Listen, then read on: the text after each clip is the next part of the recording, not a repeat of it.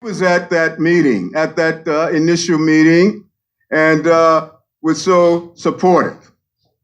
But I want to say to you, as a part of the greeting, that this is truly a historic event. If you go on the webpage for the Association for the Study of African American Life and History, and you look at the national calendar for 400-year commemorations, you will see that Connecticut is the first in the nation to hold such an activity as this. Thank you all for coming out. You have made history. Now, we are here because of public law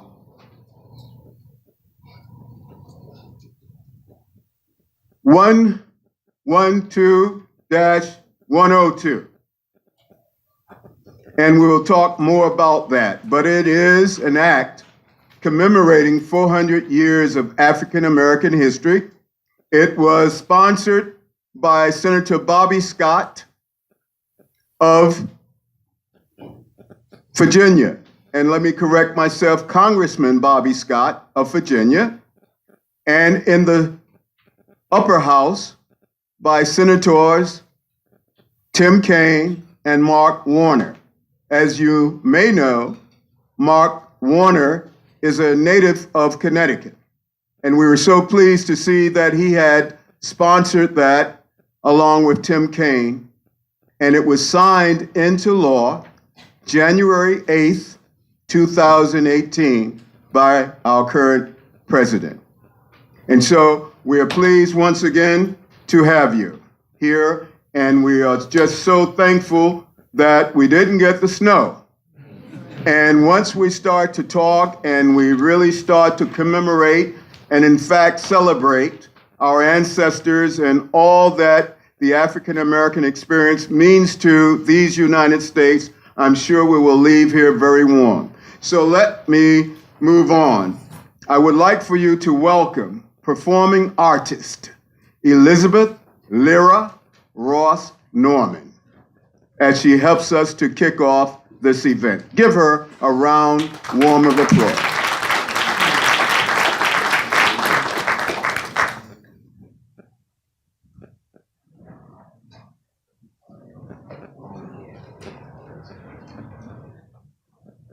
Thank you, Dr. Foster. Thank you very much for inviting me to participate in this historic event. My selection, I believe, speaks to the importance of this event and to the experience of African Americans within the United States. Oh, freedom! Oh,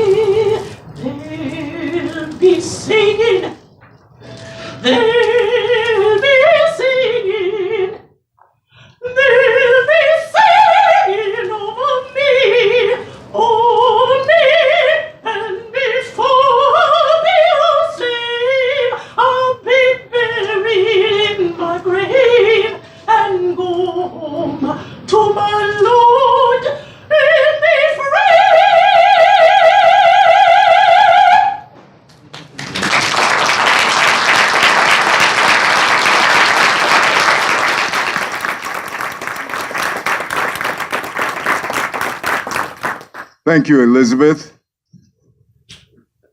so very, very much. And we'll hear more from Elizabeth as we start our panel discussion. Please welcome a preacher for such a time as this, the Reverend Maurice Porter II of Shiloh Baptist Church in Hartford. Reverend Porter.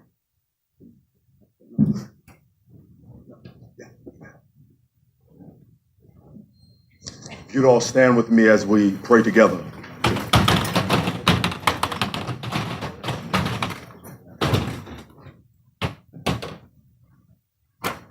Let us pray. God of our weary years and silent tears, we pause now to acknowledge how you have taken what was meant for evil and turned it for good. We acknowledge how foreign soil still yields to faithful seeds.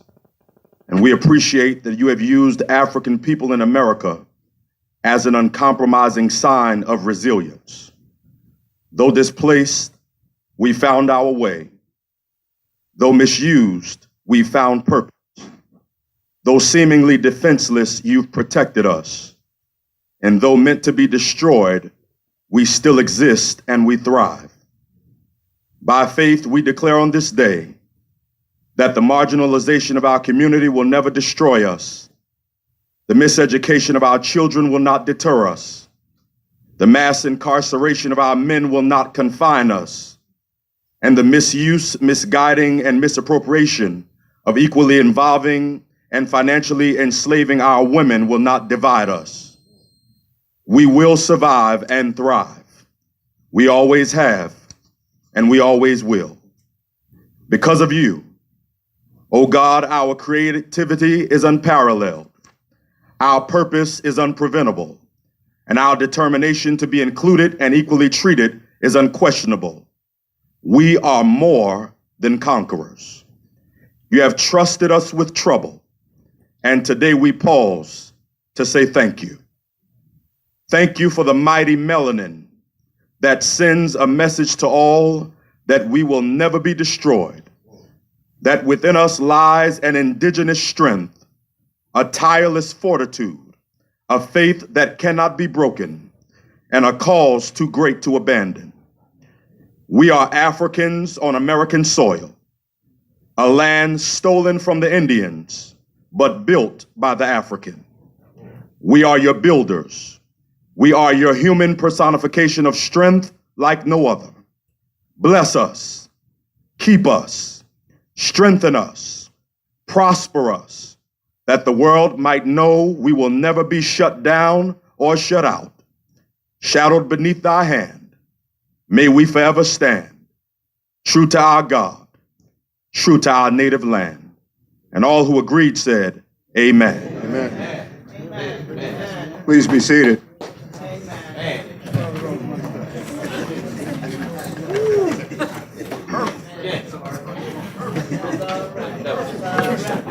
Thank you, Reverend Brother Porter. Let's give him a round of applause.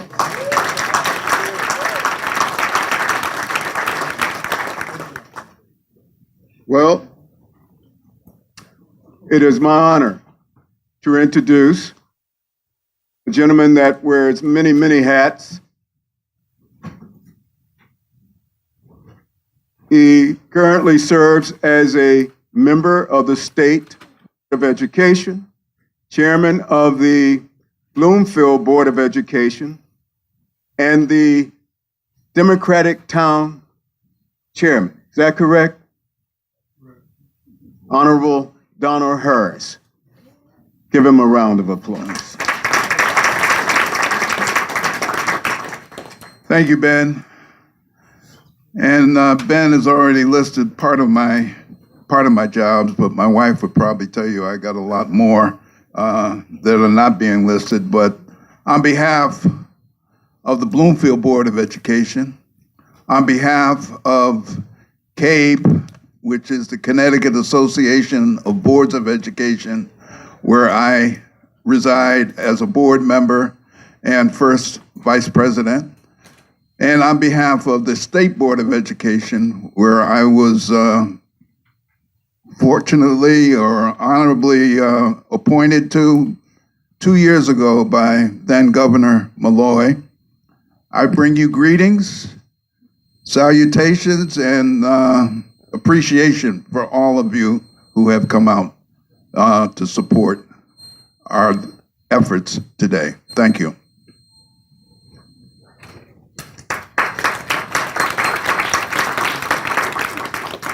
And I'm told that the old folk went down by the riverside.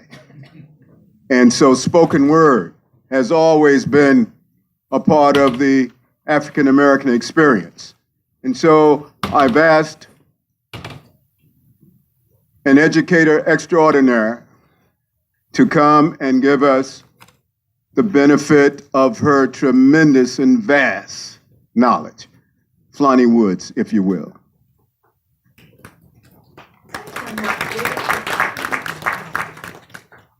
They are not dead who live in the hearts, minds, and spirits of those that they leave behind. Distracted. They are not dead that live in the hearts, minds, and spirits of those they leave behind. We are here today to recognize the shoulders upon which we stand. Good morning. Good morning. I was named Flonnie Louise Wood on December the 15th, 1948, to honor my beloved grandmother, Flonnie Jackson Arnold. She became my role model at age 2 and died when I was 11. But she has lived with me ever since and has been my guiding light until today. However, when I turned 20 in 1970s, I decided I was real grown and I wanted to recognize my African heritage by changing my name to an African name. So I adopted the name Fukiana, and I liked it. That's the reason I changed it to that. Then in 1986, I saw the name Sauda, and I embraced the name Sauda because I had had such a hard time with my dark complexion. And Sauda means one who possesses dark complexion. In 1990, I made my first trip to Africa, one of 3 trips that I made, and learned that Fulani was historically based in the Fulani language, the Fula language. Who knew?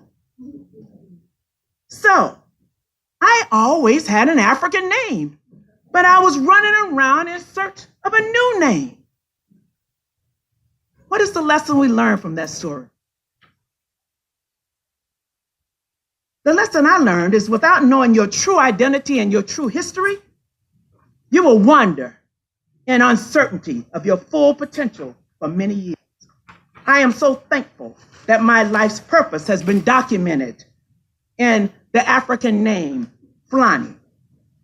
And it led me to become the first person in my family to go to college and to later come to Hartford, Connecticut, and stay for the past 48 years. The title of the poem I'm going to read today, I wrote in 2006, and the title is Bury My Bones, but Not My Words. Bury my bones, but not my words. Let our honorable stories be heard, for they are the proof of a proud people's truth, and the truth shall set us free. Nat Turner led a courageous slave revolt and hanged for it. Martin renounced inequalities and justice and winced from the fatal bang for it. 50 South Carolina State College collegians felt and heard the National Guardsman's gunshots rang for it. Alabama nonviolent civil rights demonstrators marched, prayed, and sang for it. We shall overcome, we shall overcome, we shall overcome someday. Let justice become an epidemic like drug addiction, gun violence, and AIDS until the stench of bigotry's hatred fade into nothingness. As all reassess, remorsefully confess, swear to respect all humanity so that every child of God can be free. Harriet Tubman stole away and made 19 Underground Railroad trips for it. Sinclair rebelled and overthrew his slave captorship for it. Nelson Mandela, imprisoned 27 years, released, then voted first Black South African president for it. United States legislators passed the 13th, 14th, and 15th Amendments for it. Oh, freedom over me. Bury my bones, but not my words. Let the truth of justice prophetically be heard, as written by Du Bois and spoken by Wells, inspired in heaven where righteousness dwells. In the beginning was the Word, and the Word was God, and the truth shall set us free. 1960 Olympic medalists raised fist in pride for it. 54th Massachusetts Regiment soldiers stormed Sumter's hillside for it. Bessie Coleman earned her aviator's license in France for it. Thurgood Marshall assumed the Supreme Court justice stance for it. Oh, glory, glory, hallelujah. His truth is marching on. Let all bask contently in the land of liberty. Sing victory anthems boldly, sweetly. Pay homage to those who unselfishly paved the way to make us free to read this poem today. Bury my words, phantoms deep inside your heart.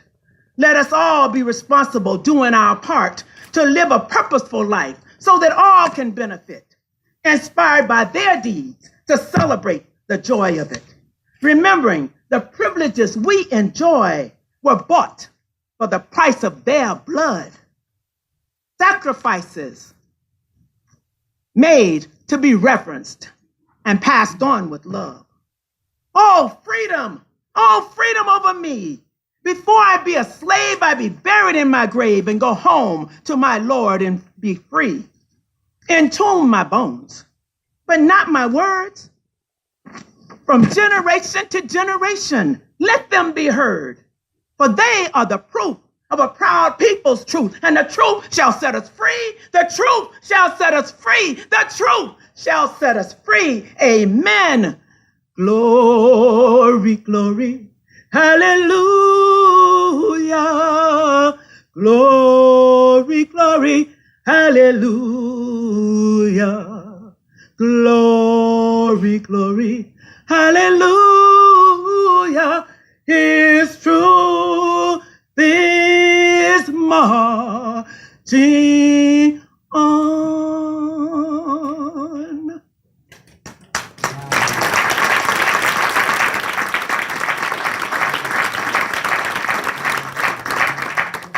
Well, thank you, Ms. Woods. Let's give her a round of applause, but you can do better than that.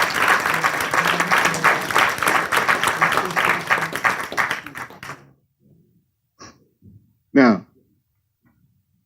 I would say that we are moving right along, and now we need to hear from our co-sponsor, Representative Bobby Gibson. Give him a round of applause.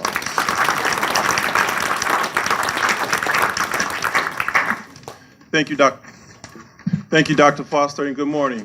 Good morning. Welcome, everyone. I am State Representative Bobby Gibson. I represent the 15th District, but today it's more than just the 15th District. I am representing actually all students, all of our children, the future of the state of Connecticut, and actually the future of this country and this world today. As I come before you to bring light to a very important issue. The issue is education. As a career educator for 24 years, I at times will speak to my students informally, students from all types of walks of life, ages, and we'll talk about not only the science lessons that I've taught them, but about life, about where they want to go, what their aspirations are, about the world. And the more we talk, and I understand from what they're coming from, what they're interested in, they want to know not only where they're going, but where they've come from. And so the key to knowing that and helping our kids to grow is education.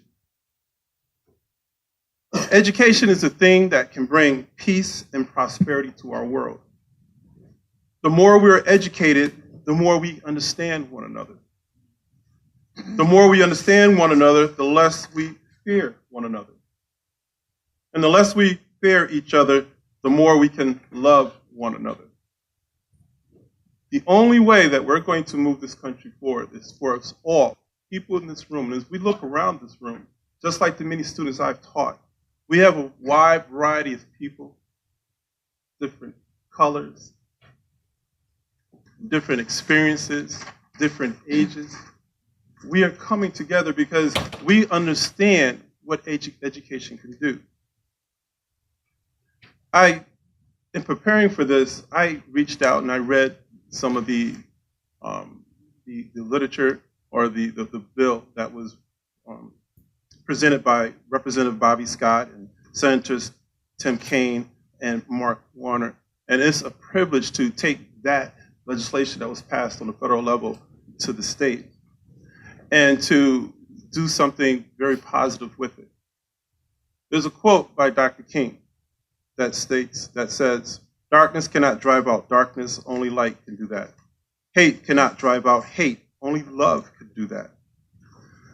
I'm going to ask my colleagues in the legislature, some who are in this room today. We have Representative Curry, we have Representative Brandon McGee, we have Senator Doug McCrory, Representative Joshua Hall, we have Representative Pat Wilson Phineas, we have Representative Joshua Hall, Representative Quentin Phipps, we have Councilwoman R.J. Winch, Councilman T.J. Clark, and if I've not recognized Representative Robin Porter, if I have not recognized anyone else, I will as the day comes along. I will also ask East Hartford Chair Brian Hall, as well as Assistant Superintendent Tyrell Hill, if we can all come together and team up together and reach across the aisle and continue to talk to one another and come in support of House Bill 5009. This is the bill that's being presented and that we'll talk about that will make it mandatory for African American studies to be included in all Connecticut schools. Thank you for coming out. I hope you have a wonderful experience today. And please, if you have any questions about this bill, reach out to me. But as well, speak to the colleagues that I have in this room, the names I've just mentioned, because we've all, in our informal conversations, are now coming together formally. And we're going to come together as a team to make this important piece of legislation come true for us all. Thank you. Thank you. Thank you, Representative Gibson. Didn't we get the right guy to guide us through with the legislation?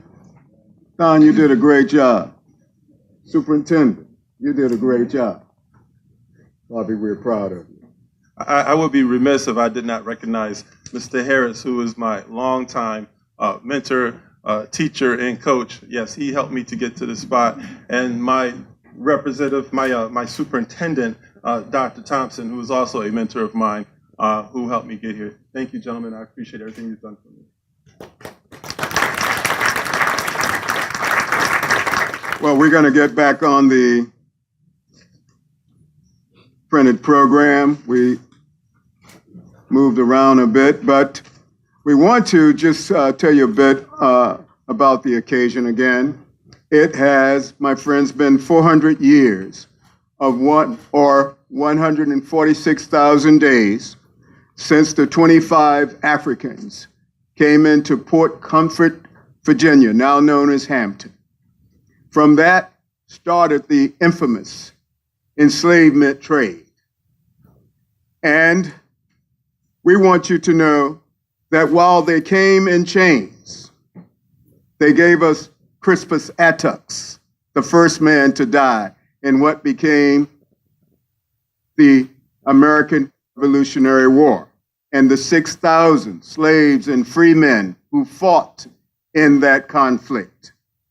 We want you to know that from those 25 came Dr. Walter McAfee, who developed the mathematical formula to bounce radio waves off the moon.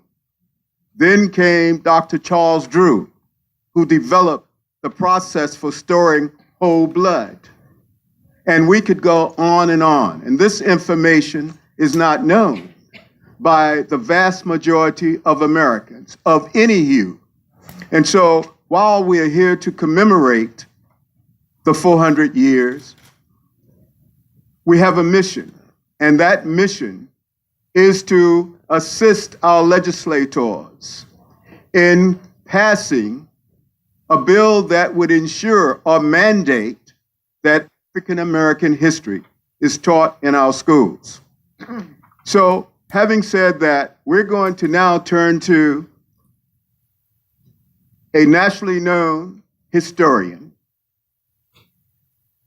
Vice President of Eastern Connecticut State University, and as I said, a great historian, Dr. Stacy Close, to tell us something about the African American experience in Connecticut. Dr. Close, if you will. Thank you, Dr. Foster, for the opportunity to speak this morning. And I am extremely happy and excited to do so. In terms of the African American experience in Connecticut, I'll begin this way. Part of the reason I became enamored with the African American Connecticut is because of a question I received from one of my students when I was actually giving a lecture in one of my African American history courses. He raised his hand and he said to me that nothing ever went on as far as blacks were concerned in Hartford. And I looked at him and I said, that couldn't be possible, that nothing had gone on. And so I set out as one of my goals for that year to develop a curriculum where my students would learn about the African American experience, not only in Hartford, but also in Connecticut. And I owe that young man a huge debt for posing that question to me. And I was then able to begin to show him and a generation of other students just how important the African presence, as well as the African American presence in Connecticut, was to them and also to the development of this state and to the development of the colony of Connecticut. I began in part where Pastor Porter began. I began on the continent of Africa, because you cannot talk about African American history anywhere without first talking about the world of Africa. You can't talk about it without talking about the grave importance of Dr. Carter G. Woodson. In 1916, when he started the Association for the Study of Afro-American Life and History, Dr. Carter G. Woodson, he had taught public school, he had taught for a time in the Philippines, and he had this wealth of knowledge that he would eventually be able to relay not just to the people of Washington, D.C., but to the world.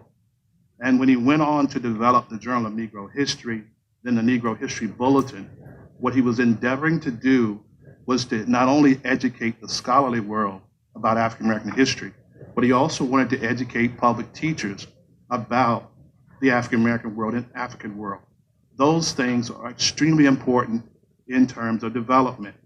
It would be Woodson who would highlight the importance of the continent of Africa in his early history, and it would also be Woodson who would serve as a springboard to a generation of historians, some like Dr. John Hope Franklin, and From Slavery and Freedom.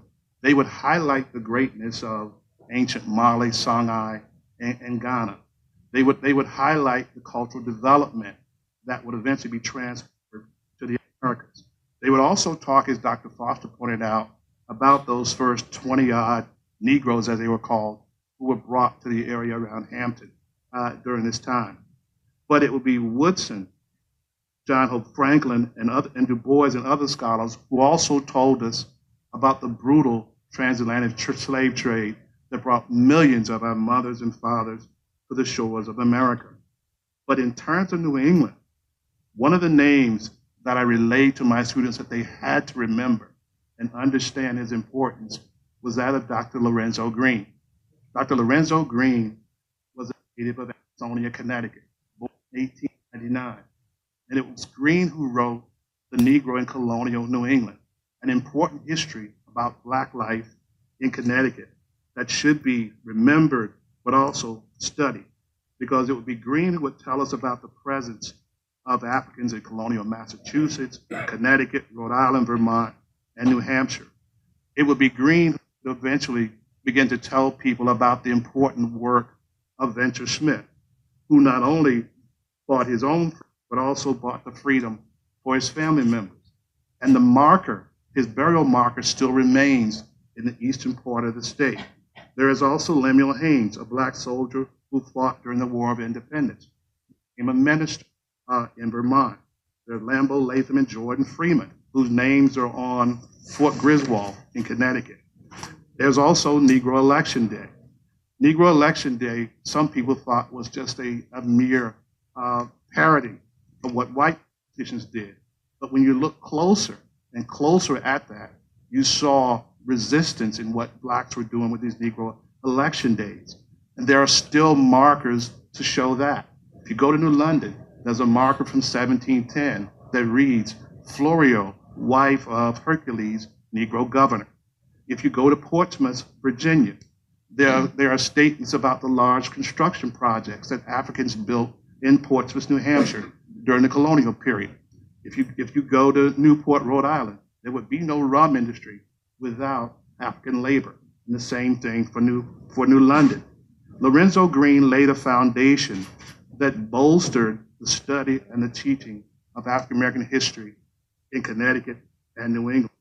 And he left for us not only a mighty example, but he also set the stage for the importance of other African American historians in the state of Connecticut. In 1972, for example, Georgia native and Yale historian Dr. John Blassingame, he wrote The Slave Community, a tremendous historical work. It informed the scholarly world that those held in bondage created throughout the world of the Americas a unique African American slave community. And I repeat, a unique African American slave community that had qualities that they carried over from the African world. It is also Connecticut that some people would argue had the nation's first civil rights case, with the case of the Amistad. It would be the Amistad case that would forever change the life, fought not only physically for their freedom, but also legally for their freedom. And in getting that freedom, they were aided by the likes of Reverend Dr. James C. Pennington, who was a runaway from Maryland. All of these things are part of the African American experience in Connecticut. And the discussions about what went on, they continue. You can find around Connecticut number of stops on the Underground Railroad in places like Farmington, Manchester, and Hartford. You will also find that while there's an African American presence in the urban areas, there is also an African American presence in the rural areas. And one of the best places to get an understanding of what the African American presence is like in the rural areas, if you take a look at newspapers, and one of the newspapers that has really gone without a lot of study in terms of the rural areas of Connecticut is Marcus Garvey's Negro World.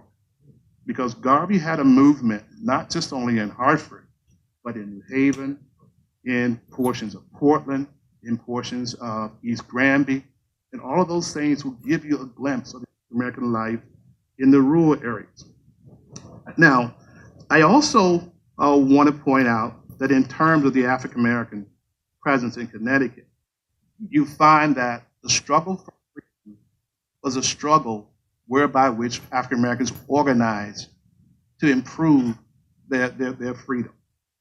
Organized not only in that fight for the Amistad case, they also organized in that fight for the Civil War of the Connecticut 29th Regiment. They would also, in the 20th century, began legally to argue for their freedom. One of the greatest legal minds to come out of New Haven was the attorney George Crawford. And there are a number of historians who are part of the George Crawford Law Association now. But it was George Crawford who kept blacks in Connecticut tied to what was going on in the South. If there were major legal cases going on in the South, Crawford would often talk about that. He would talk about closed primaries and how they impact the lives of African Americans.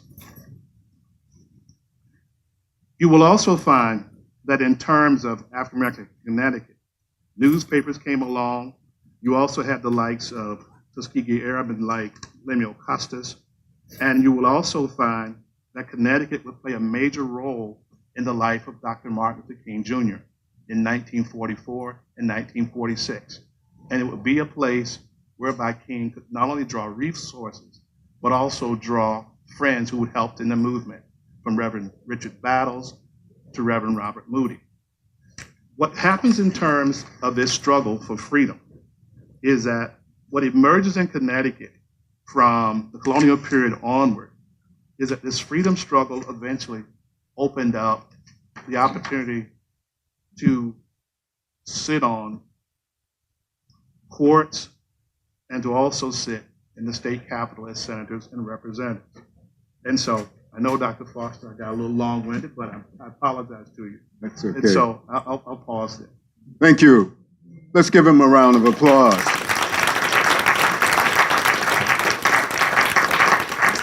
I want to remind all of our participants and panelists henceforth that, remember, I asked you to keep it to 5 minutes because we have lots of folk.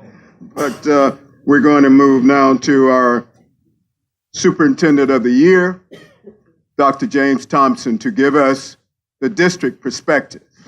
Dr. Thompson. Thank you very much, Ben, Dr. Foster. Good morning. I'm going to speak through the lens of my high school and also my college experiences as it relates to the positive influence of African American history and Black mentorship. I was born and raised in Hartford, Connecticut, a product of the Hartford Public Schools, and the child of parents who valued the importance of access to quality education. The city demographics were predominantly Caucasian in the 1960s. The African American community resided primarily in the northeast section of Hartford. Hartford Public High, my alma mater, was about 80% Caucasian, 20% African American. And the high school was regarded as one of the finest high schools in the country. I had no Black teachers at the high school, and I had a very unsettling experience with my guidance counselor.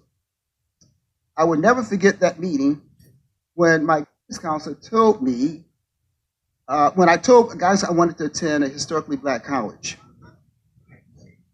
He tried to discourage me from going, believing he had my best interests at heart.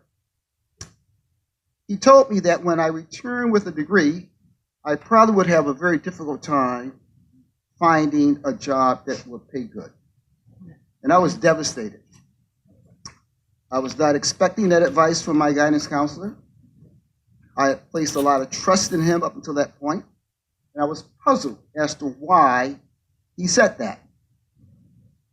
His guidance was so contrary to what I was seeing with a number of individuals who graduated from historically Black colleges. When they returned to the Hartford area, they were doing quite well. I had my heart set on attending an HBCU. I was inspired, motivated, and I had friends who were attending historically Black colleges. They shared with me the positive experiences they had from a social and also an academic perspective. I attended Fayetteville State University in Fayetteville, North Carolina. At 18 years old, during the height of the civil rights movement in the 60s, 1960s. It was a complete game changer for me. I saw Blacks at every level of the faculty and in the community. I saw doctors, attorneys, educators, entrepreneurs on a large scale. It was very inspiring and enlightening to see a community of well-educated Blacks that were occupying all occupational levels. It was a strength in the community that I had not observed in Connecticut. On a personal note, I cherished the guidance offered by the faculty at Fayetteville State. And on the campus, they took me in, encouraged me, and also supported me. Their mentorship was a direct positive impact on my self-esteem. Being at a Black institution, I was invited to stand from the Black perspective elements of our history that really demonstrated challenges, innovation, courage, heroism, and also loyalty. I was exposed to a wealth of new information and given greater access to Black history that I was not privy to in Connecticut in a formal way. What I witnessed from a historical perspective was also important. I saw the challenges as a people endured. I witnessed segregation firsthand in signs reading Black only, in white only, on water fountains, and lunch counters. What I experienced in Hartford was quite different. The racism was not as overt in Connecticut. It was more discreet. In North Carolina, I witnessed how our people, or my people, could overcome adversity and achieve at high levels. But they also stayed at the forefront of advocating for civil rights legislations. And as a Black male, I was energized. It was energizing to see this community leveraging its intelligence to push for important social and public policy changes, while enduring the pain of discrimination. My experience at Fayetteville State University helped shape me into the person and the professional that I am today. I am a proud alum, contrary to some bad advice from a misguided guidance counselor. My bachelor degree of science in elementary education from an HBCU was an enormous value to me. And it gave me a greater sense of pride in my community and in myself. Just want to thank you.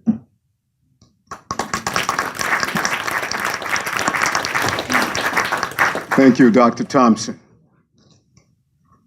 We're going to now move quickly to the Amistad Mende people in Farmington. Dr. Walton Brown Foster. Thank you. Is this on? Yes. I've been asked to talk a little bit about the Amistad, but with a particular emphasis on the legacy that remains there in the continuing presence of the church that took care of the Mende people for an entire year. 53 African men, women, and children captured in February 1839 by Portuguese slavers, human traffickers, the region of Sierra Leone on the west coast of Africa, began a journey that significantly impacted the history of the state of Connecticut and the United States. They were purchased by two Spanish plantation owners, Pedro Montez and Jose Ruiz, on the ship and packed onto the ship La Amistad and disembarked on a journey to Cuba. The journey was all too familiar to millions of African human beings who had taken the same miserable journey to the Western Hemisphere for a little more than 2 centuries, an experience in 1502 became Latin America, and in 1619 in what became the United States of America. The journey, though destined, would end very differently that had occurred before. Led by the well-known leader, Joseph Cinque, aka Singbe Pie, on July 1st, 1839, the Africans seized the ship, the captain, and the cook, and ordered Montez and Ruiz sail to Africa. The plantation owners who were on board with their purchased property, actually steered the ship north, and on August 24th, 1839, La Amistad was seized off Long Island, New York. Though the murder charges were dismissed, the Africans continued to be held in confinement in Connecticut, in New Haven, and also in New London. Some of the children were taken to New London. Their confinement, held in confinement as the focus of the case turned to salvage claims and property rights. President Van Buren was in favor of extraditing the Africans to Cuba. However, abolitionists opposed extradition and raised money to defend the Africans. Had it not been for the actions of the abolitionists, the issues related to the Amistad would have died down quietly. Abolitionist supporters took the survivors after their acquittal, 36 men, boys, and 3 girls, to Farmington, Connecticut. The village was considered Grand Central Station on the Underground Railroad. They stayed until they could return to their homeland. Some households in Farmington took them into their homes, but the main compound was owned by Austin Williams, who has a storied history in Farmington and Connecticut. While staying in Farmington, they attended the First Church Christ of Farmington. The church was the center of civic and social activity throughout the time the Amistad survivors lived there. They studied English and converted to Christianity. One of the best historical records of their lives in Farmington is recorded in the letter of Charlotte Cowles, who was 21 years old in 1840.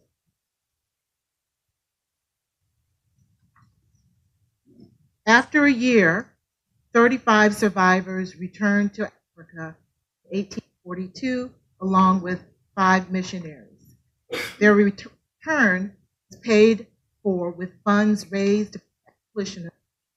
In particular, I'd like to mention is the Missionary Society, an African-American abolitionist group founded by James W.C. Pennington, who was the pastor of Hartford Congregational Church.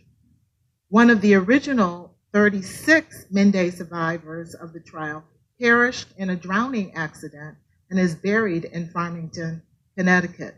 His graveside marker is a testimony for this particular period of history.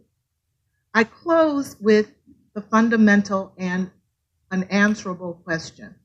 What would have happened to Mende people after the release in January 1841 had it not been for the commitment and humanity of the community of Farmington, Connecticut, centered around the congregation of the First Church of Christ Farmington. For an entire year, this community devoted time, resources, and energy to house, give employment, and most importantly, educate the Mende people. When one considers the traumatic experiences of being captured, imprisoned, shipped away on an arduous voyage as captives, then the revolt, the capture and imprisonment, the long trial in a strange land, how could the people not be in need of deep emotional healing? This is what the Farmington community and the congregation of the First Church of Christ did. They created a space in which the psychological and spiritual healing of human beings who, through no fault of their own, became a consequential part of American history. But again, I ponder, what would have happened had the radical acts of social activism not occurred? Remembering and answering about our past helps us to measure and weigh our present and future. This is one of many 400-year cases in the 400-year sojourn of the descendants of the African American experience. Thank you, Dr. Brown. We're going to deviate just briefly from the program because we're going to give an award, but you need to know who the person was that the award's named for. Dr. Martha Joaquin Harris, would you tell us something about Lemuel Haynes? Thank you. I'd be happy to, if I have a voice. Lemuel Hayes was a patriot, preacher, pastor, abolitionist, poet, writer, and he was born in West Hartford, Connecticut. His mom was a Scottish immigrant, it is thought, or else a rich Hartford young woman. And his dad was an enslaved African American. At the age of 5 months, Lemuel Haynes was given away, and he became an indentured servant. And he joined a family in Massachusetts. During the day, he worked on a farm, but at night, he was able to go to school. And he loved learning how to read and write. In fact, he used to say, whenever he got a chance to wake up the next morning, knowing more than he had the morning before, it was a great day for him. So he didn't mind all the work he had during the day as long as he could be at school at night. And he was 21. He gained his freedom in 1774. First of all, he was born in 1753, and he died in 1833. So that's a very important time in American history. And especially to be in New England. But he was a Minuteman. He joined that, and then later he fought more in the Revolutionary War when he joined the Continental Army. He was a Federalist who believed in sharing of the power among the states and federal government. He had a chance to go to Dartmouth, and he gave that up because he felt he was called to the ministry and to be a pastor. So he came back to Connecticut, and he actually studied Latin and Greek. He studied Latin in New Canaan, Connecticut, and Greenville, Connecticut, my hometown. So I'm excited to know I might have walked in the same places where he has walked. He was licensed to preach in 1780, and he became the first African American ordained by any religious group in America. He was ordained in Torrington, Connecticut. He tried to find a pastorate in Connecticut, but because he was not able to. But interestingly enough, he was called to pastor in an all-white church in Rutland, Vermont. He pastored for over 30 years. While he was there, he married, had 10 children, and then he moved to Manchester, Vermont, and then ended up in Granville, New York. He received an honorary master's degree from Middlebury College, the first person to receive that, the first African American in America. He also was an abolitionist. He spoke out against slavery, and his belief was that God would eradicate the institution of slavery, and we would become an integrated society. Well, he had a struggle being racial and thinking about the words we hold these truths to be self-evident that all men are created equal. And so he used that in a lot of his sermons, and he really talked against slavery, and he couldn't understand why the founding fathers were fighting so hard for equality, yet they were putting his people in slavery. So we really call his name today, and we're so thankful that, that you all have given us the opportunity to bring his name to light. And I only regret that you didn't do this while I was teaching, because it would have been so easy for me to talk about Lemuel Haynes with my fifth graders when I taught colonial America. But hopefully now in the future, other teachers will be able to add him to the role. Well, thank you. And Representative Gibson, you've been given another marching order. We're going to quickly move because we want to get in Mr. Hernandez. But before that, we have to do this, and I'm calling on now a descendant of Thomas Jefferson and Ms. Hemings to come and present the Lemuel Haynes Freedom Award to the First Church of Christ, 1652 congregation. Reverend Susan Gibson, please come forward. And Tammy.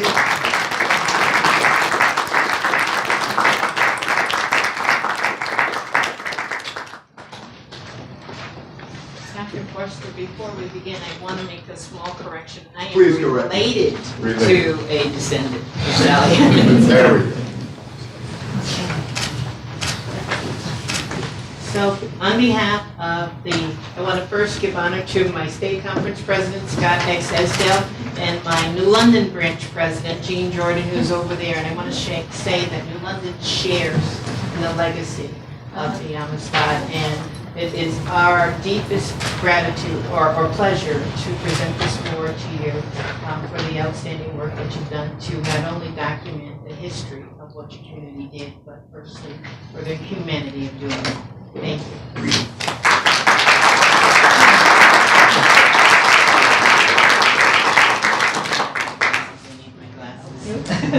I cannot say with my glasses. The Institute for Cross-Cultural Awareness and Transformative Education, in recognition of 400 years of African American history, presents the Reverend Lemuel Haynes Freedom Award to the First Church of Christ, 1652 Congregational, Farmington, Connecticut, for the compassion rendered to the Amistad Mende people in the 1840s. January 11, 2019, in Hartford, Connecticut. Dr. Benjamin Foster Jr., convener.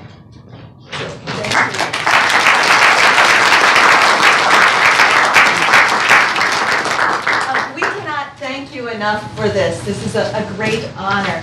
And I have to say, I keep going back to what Lonnie and Ms. Lewis said about the need to know who your identity and your history. Otherwise, you wander in the wilderness. And how your award here reminds us of our identity as people who are here to build the beloved community, and also of our history and our part in that. And I pray that this will also serve us as not just a reminder, but as a light for us as we chart our ministry and mission in Hartford, in the Hartford area, in Farmington, and in the world. So thank you so much. I did bring along, I want to introduce Sarah Willette. She's one of our church historians and is doing all sorts of work on researching Charlotte Coles. So she might, you two have a lot to share there. So anyway, so thank you so much. Really appreciate it.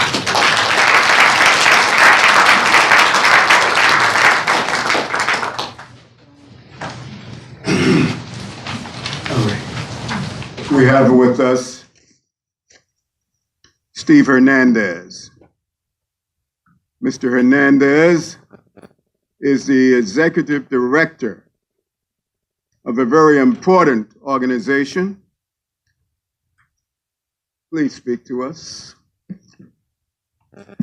Thank you, Dr. Foster, and I'm honored to serve as the Executive Director for the Legislature's Commission on Equity and Opportunity. You know, we started this work, and I started in this work a few years ago when I was the attorney for the Commission on Children.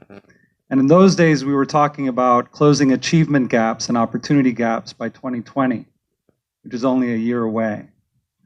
You know, where I was raised, for those of you who know me, people who had my name, people who look like me, kids who look like me, were very often being told to catch up. We were told to catch up in math, we were told to catch up in reading, we were told to catch up while being held back. And I remembered that experience very clearly when I started this work on working on the opportunity gap, because time and time again, I saw children being held back by the very institutions that kept asking them to catch up.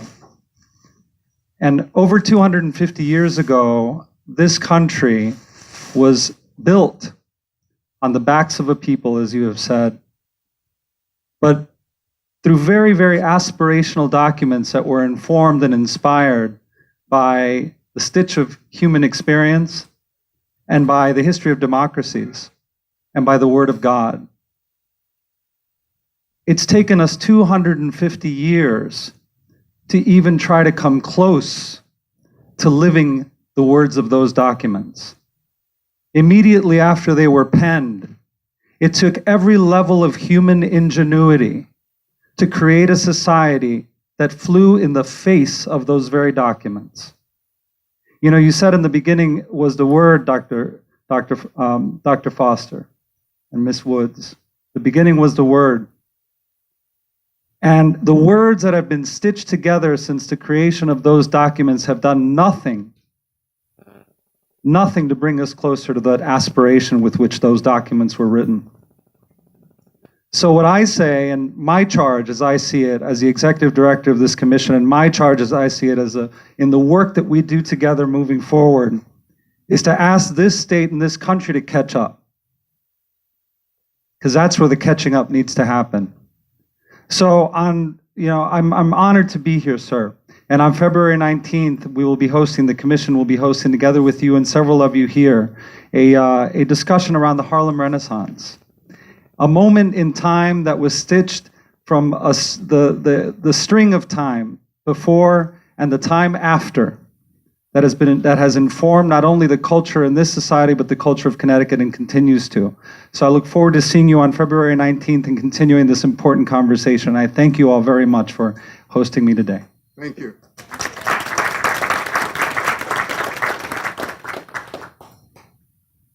We have a young man that's walking like maybe he can kick down the world, and I believe he can. But let's hear briefly from Thomas J. Clark, City Councilman, City of Hartford.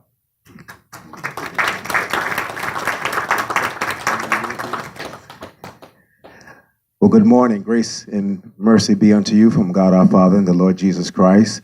I am elated and delighted to be here, and I thank my former high school principal, Dr. Foster, for inviting me.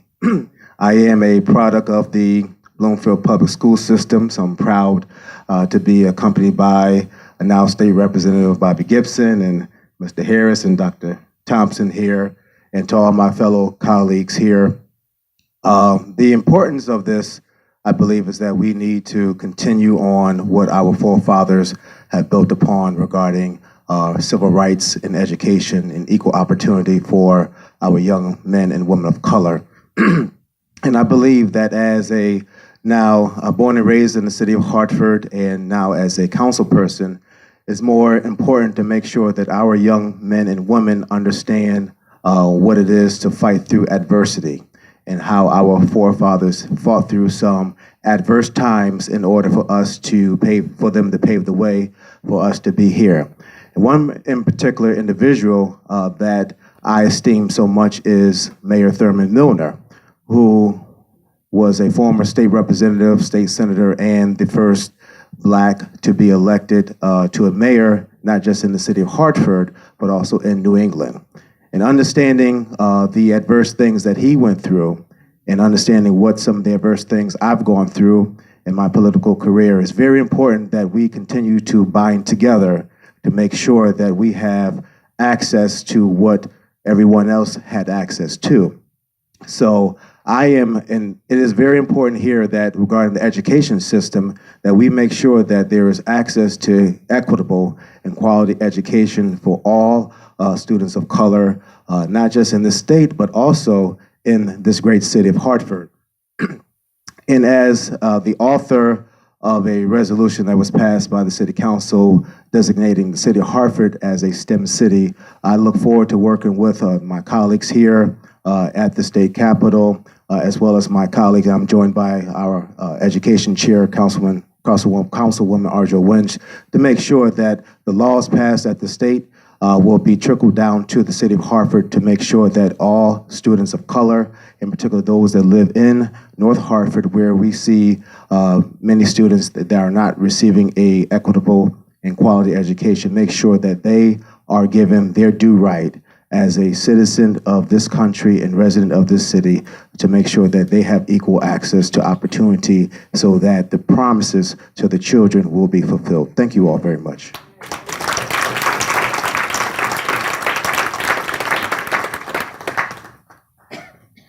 Okay, we're moving on. Now that young man knows how to follow directions. He was 3 minutes and 56 seconds. Now, we have someone very special with us, and I would like for you to give a round of applause to the Connecticut Conference of NAACP branches and a national board member. Please welcome Scott X. Esdale. Thank you.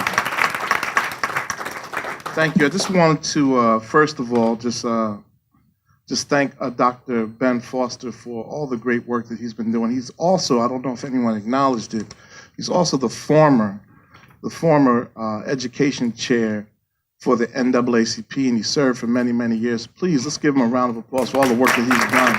I know we could do better than that. This man is out of this world and a great, great servant for our community.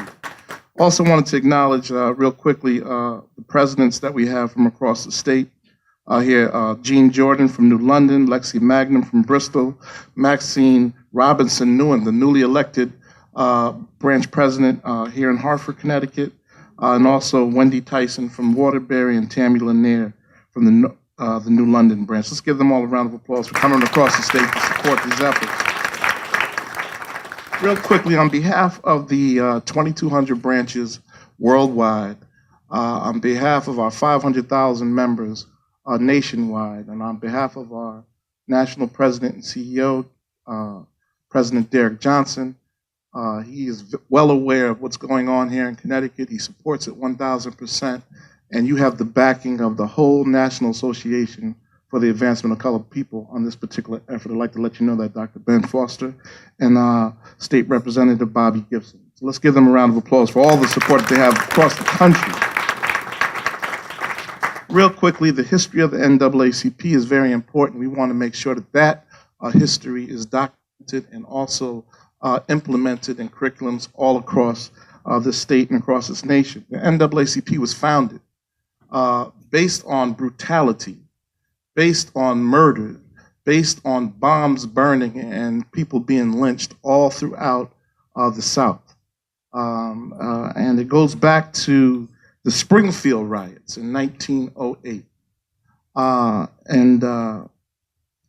just wanted to, I know we've been saying a lot of the good things, but there was a lot of horrific things that our people had to encounter also.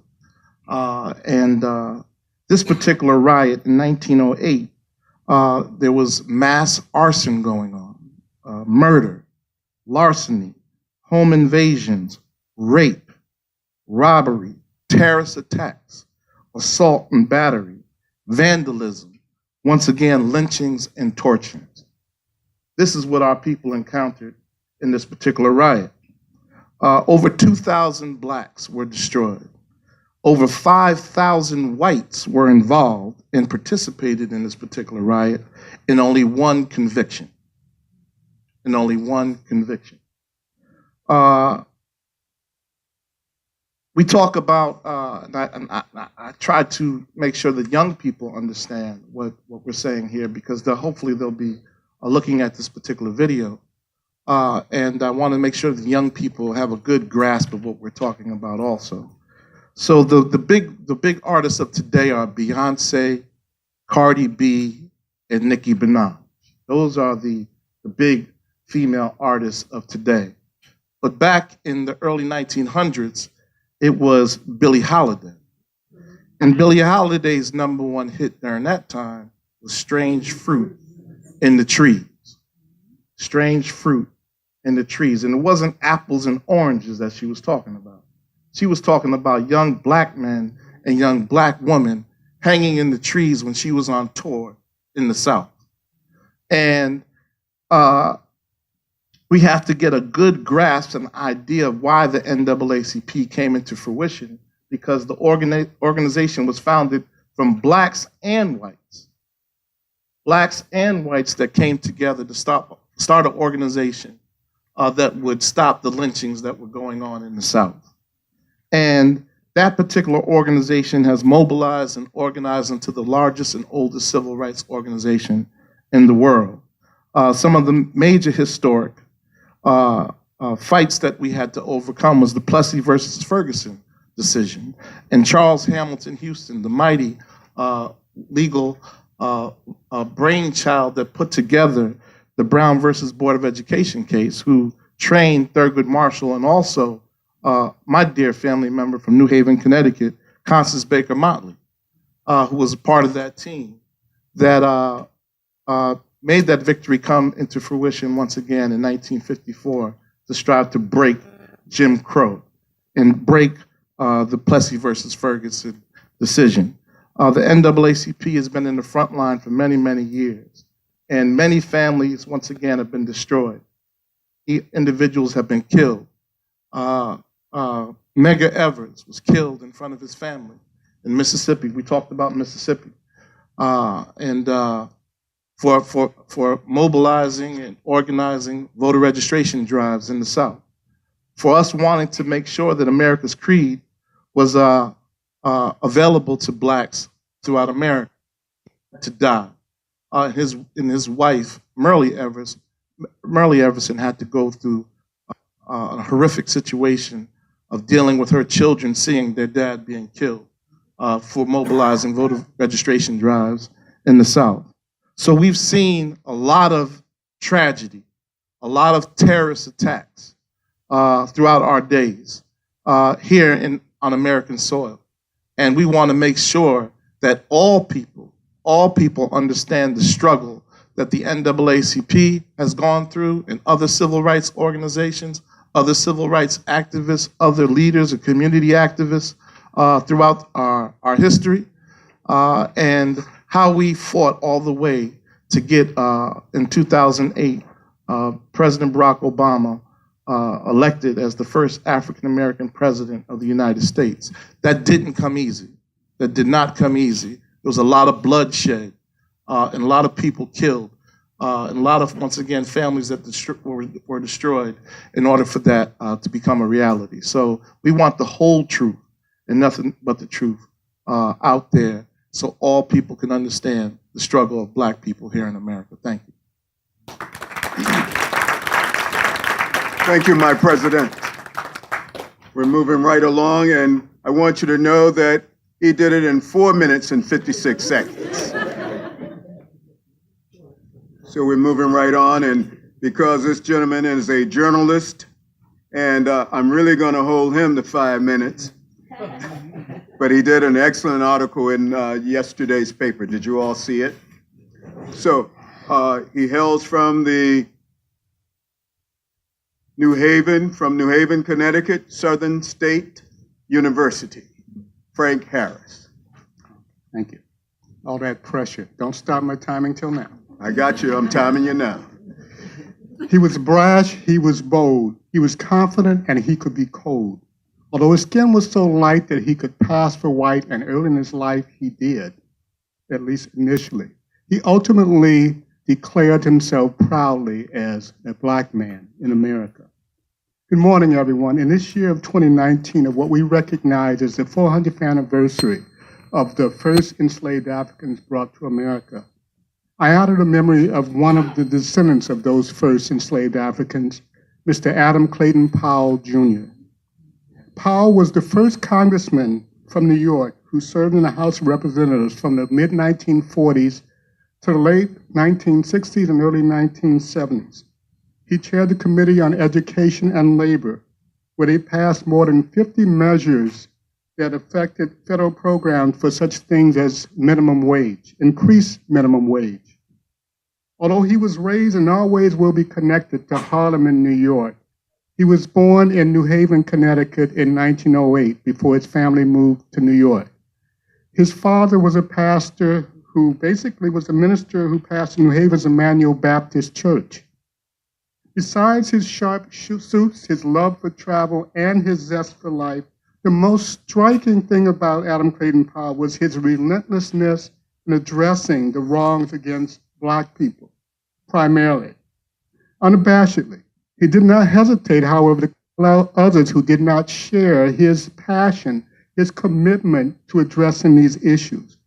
Before he went to Congress, he led pickets in Harlem in the 1930s to address places where Black people could eat, but they could not work, where they could go to shops but could not also work, also where they could use electricity but could not work in the utility companies of New York.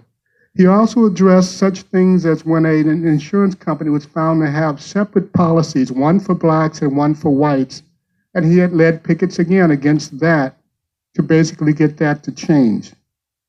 When stores hired only lighter-skinned Blacks, he put it upon himself to focus on the fact that he wanted to be able to, and I'm going to read his exact quote, "When I come through the front door, I want to see colored girls and colored boys, colored men." When it was discovered, when he ran into Jim Crow once in Congress, and again, we're talking about Washington, D.C. in the 1930s and 1940s, where you had separate facilities and not only in the city, but also in Congress, where Black people who were congressmen such as he, and there weren't that many, could not eat in the same places. He led the charge against that. Not only was he addressing issues relating to Blacks, when there were fellow congressmen from the South who would make anti-Semitic statements, he also stood up for that as well, because he realized and understood that you had to address these issues wherever they occurred and not only against your own people. During World War II, there were instances where there were people like W.E.B. Du Bois and A. Philip Randolph who were even questioning whether Black people should serve in the military because of the experience of what Black soldiers after World War I had undergone. Powell agreed with that, but he also said that we need to come together but we should not let it go. We should always address the fact that we must have complete freedom for everyone. When he was running for Congress, this anonymous poem best epitomizes Powell's encouragement and in terms of pursuing civil rights. When Powell goes to Congress, we'll have a voice at last, not timid or irrelevant like voices in the past, but one clear and outspoken and not afraid to speak, a champion of all people, defender of the weak. In this year, the 400th, it is good to remember those who came before us, that we honor them with our own commitment to address the issues that face us today, because they are coming, they're rising, and they're coming fast. It is important that we address it with courage, with fearlessness, and that we are relentless in our pursuit of justice for everyone. Thank you. Thank you.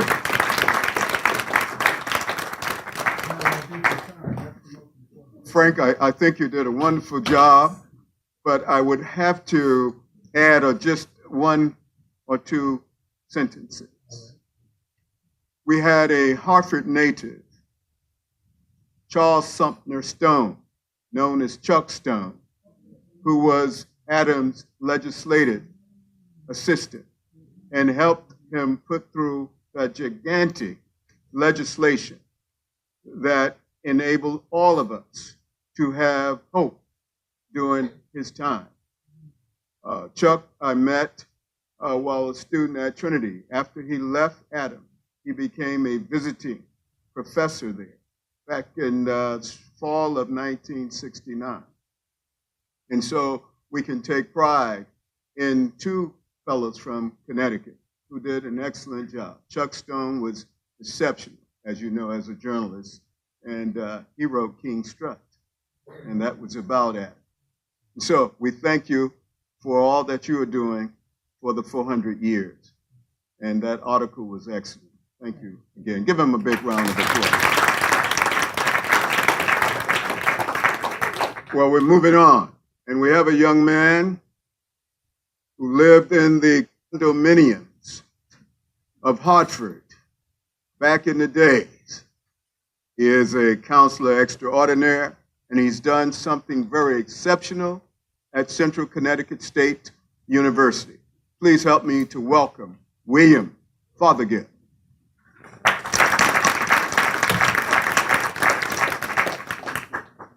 Good morning, everybody. This program celebrates the rich 400 years of African people having contributed to the building of this country.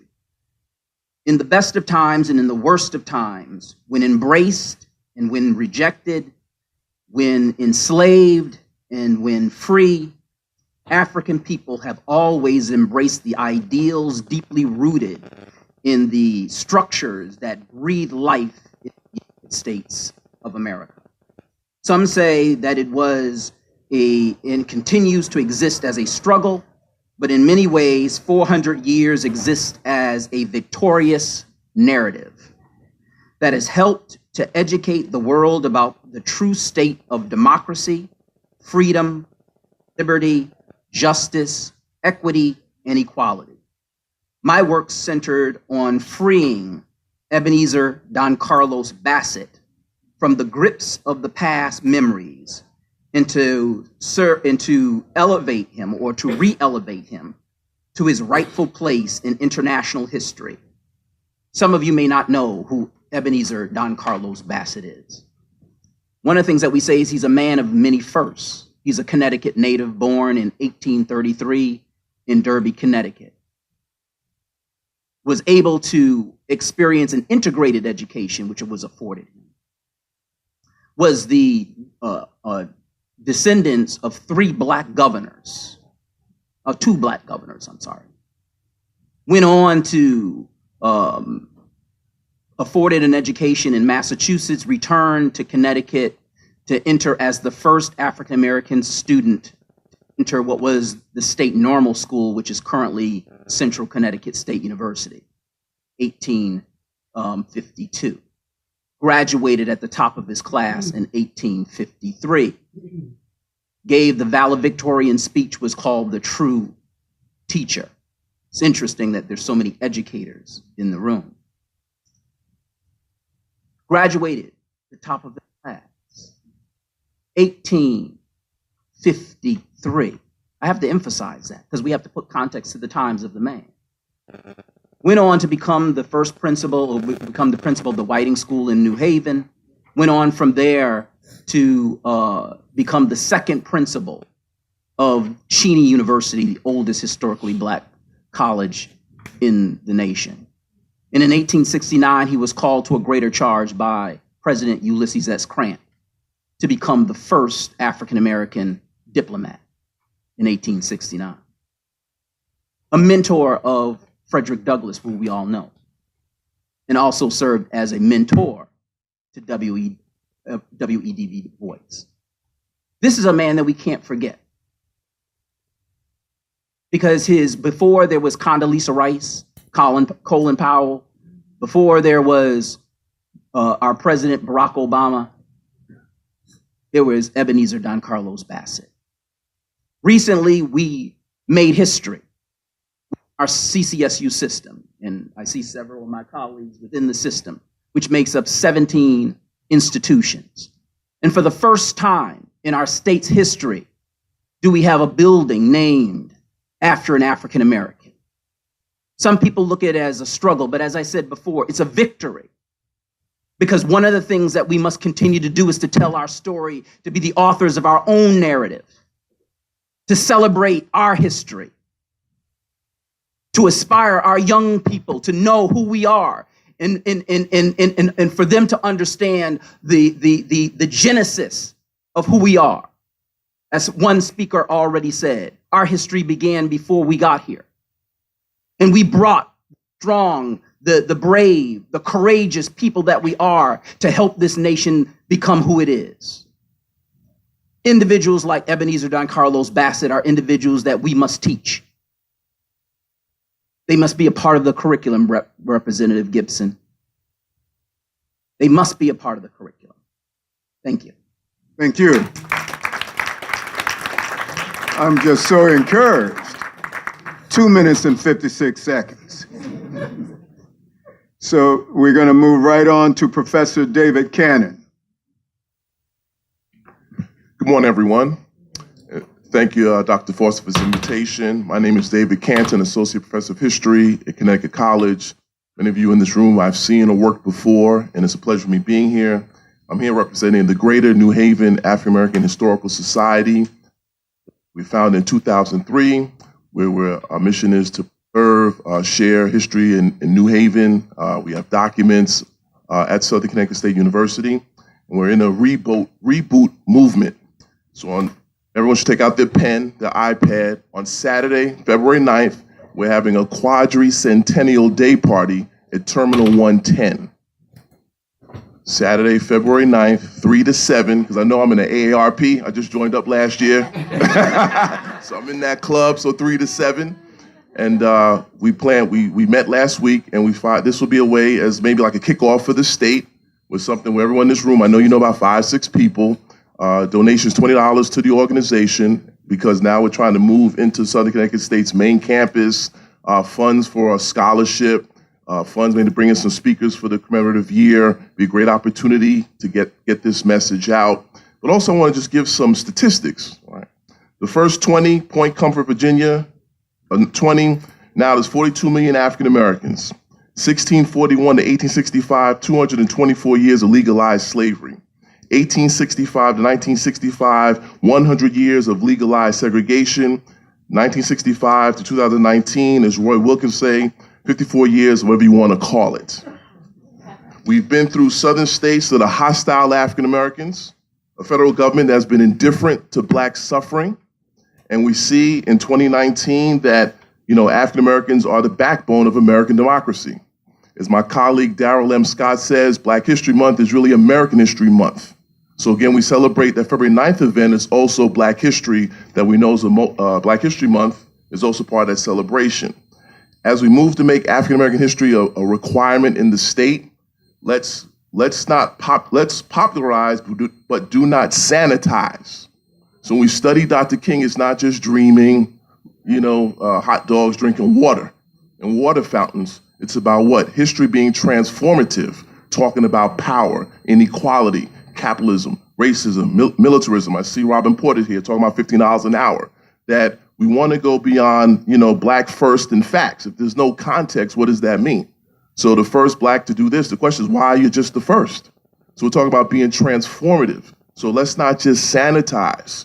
And right, maybe K through fourth grade, we give all the facts. By the time they're in high school, skills of critical thinking, analysis. That's why the problems we do today in our government, right? People don't have the skills. So you can have all these facts, but if there's no analysis in those contexts, what are we doing?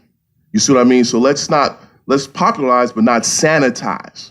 So I think that's the message I have as we move forward in this year, so that people can be informed, empowered, and transformed. So therefore we can deal with progressive issues. So when something being progressive is normalized, $50 an hour, healthcare for everybody, LGBTQIA rights. It's not a debate.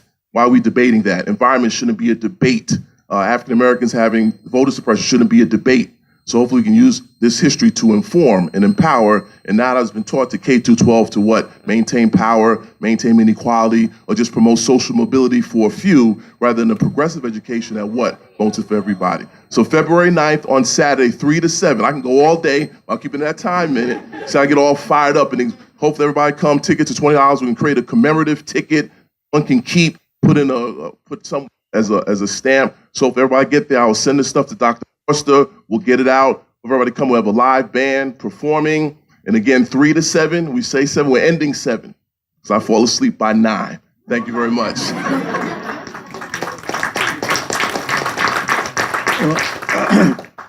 Mr. Harris, I believe that gentleman is connected with you somehow, but we'll get to that.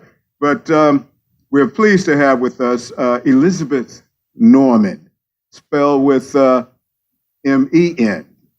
And she's a publisher, and I want you to tell me about that very wonderful book that you published along with our dear friend Stacy Close.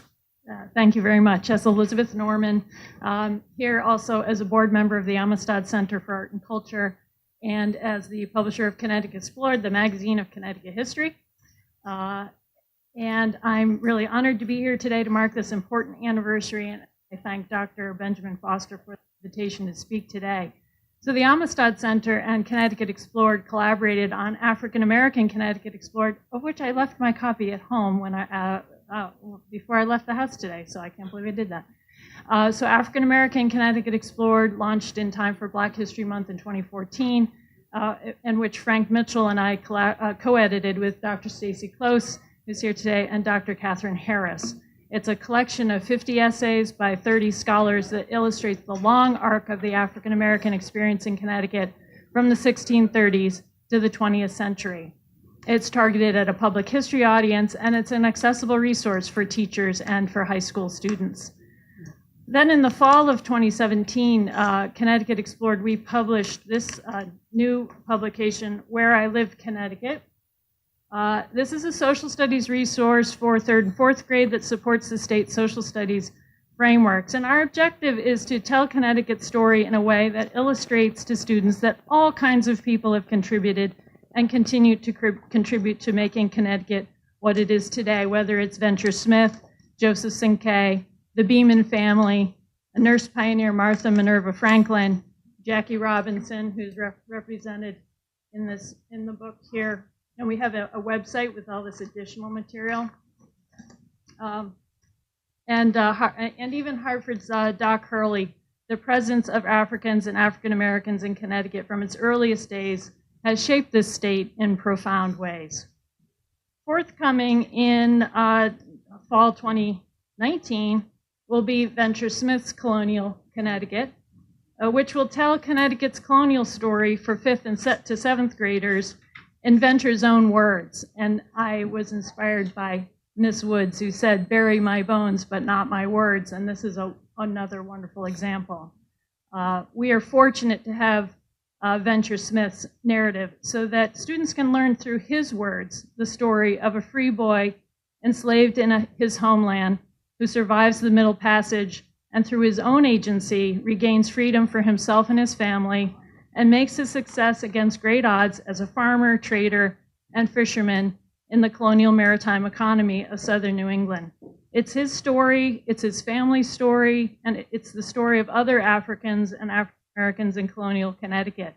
It's currently being piloted, and please let me know if you're interested in previewing it.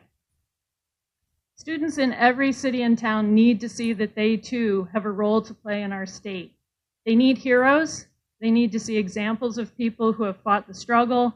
They need to understand the historic underpinnings and learn through history where our leaders had it wrong, and advocacy and civic engagement made it right, no matter the long and unfinished road that may be. There is no shortage of heroes and incredible, compelling, and engaging stories. I'd like to quote Olivia White, then Executive Director of the Amistad Center and current Connecticut Explored board member, who unfortunately couldn't be here today. But in her introduction to African American Connecticut Explored, her words guide me in being an ally through Connecticut Explored and in creating curriculum resources for teaching Connecticut history.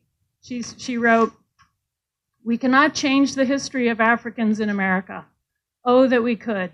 But we can tell the story, start to set the record straight, and salute people who individually and collectively made that history, allowed their stories to be our stories, and left Connecticut a better place." I, as part of the history community, stand with you as an ally and ready to be an ally in passing House Bill 5009. Thank you very much. Thank you. And you were 1 minute and 56 seconds. You're on the ball, Elizabeth.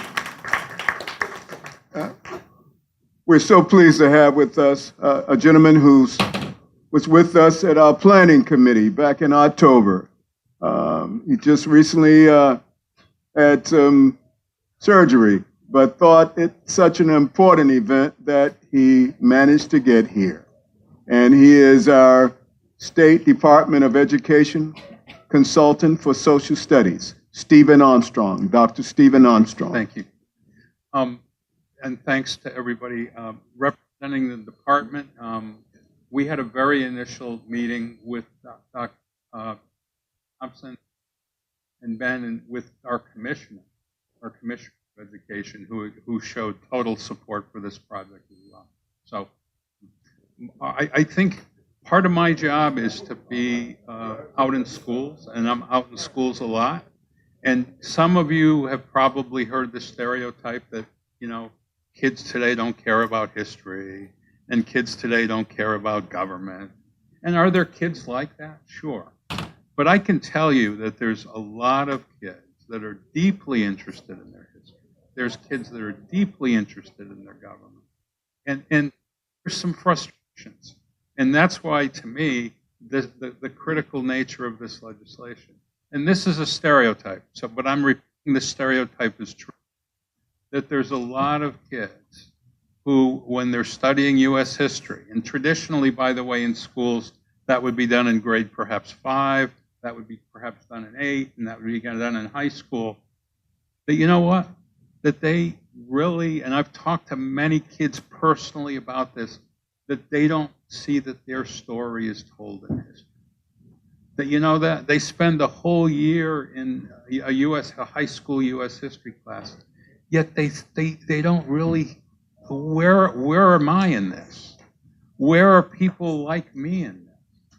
So that to me is and by the way, if you're learning about a whole year of U.S. history and you're not in it, what would be your interest level, incidentally, in that subject?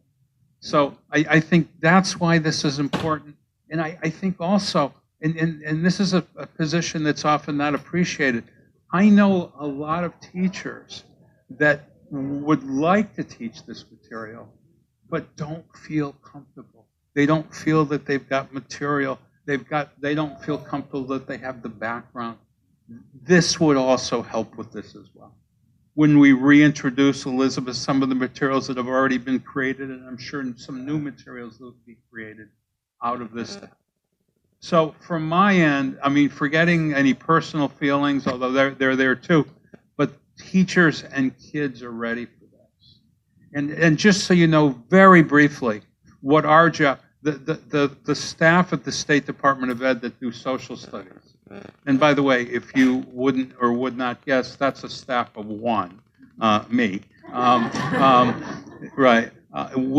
Our job is I won't say if this is passed, when this is passed, is to help this community get the stuff out to teachers.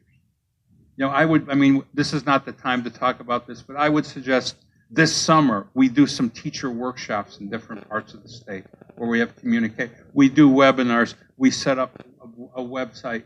That's conversation for later. But I'll just tell you that when this is passed, then let's roll up our sleeves, and I'd be happy and honored to work with you fine folks on getting this out to Connecticut teachers. Thank you. Thank you, Steve.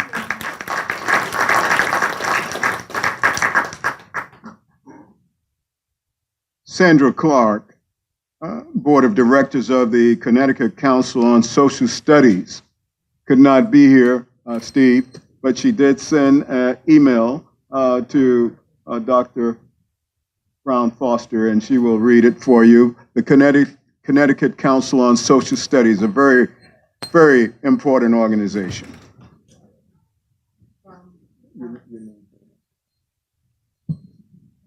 I read, please share the following statement. The Connecticut Council of the Social Studies would like to strengthen the efforts to bring cultural awareness and heighten the level of participation in the events commemorating 400 years of African American history and beyond as relevant to courses taught. After meeting with members of the board in December, it was determined that the organization would invite scholars to submit workshop proposals to potentially implement training workshops providing background knowledge and ways to strengthen instruction in African American history and civics/government. The results will reinforce council and school district support of the significance of implementing culturally relevant programs of study to students in grades K through 12. Thank you. Let's give a big round of applause to the Connecticut Council on Social Studies. Could I just take a moment to mention a couple of things?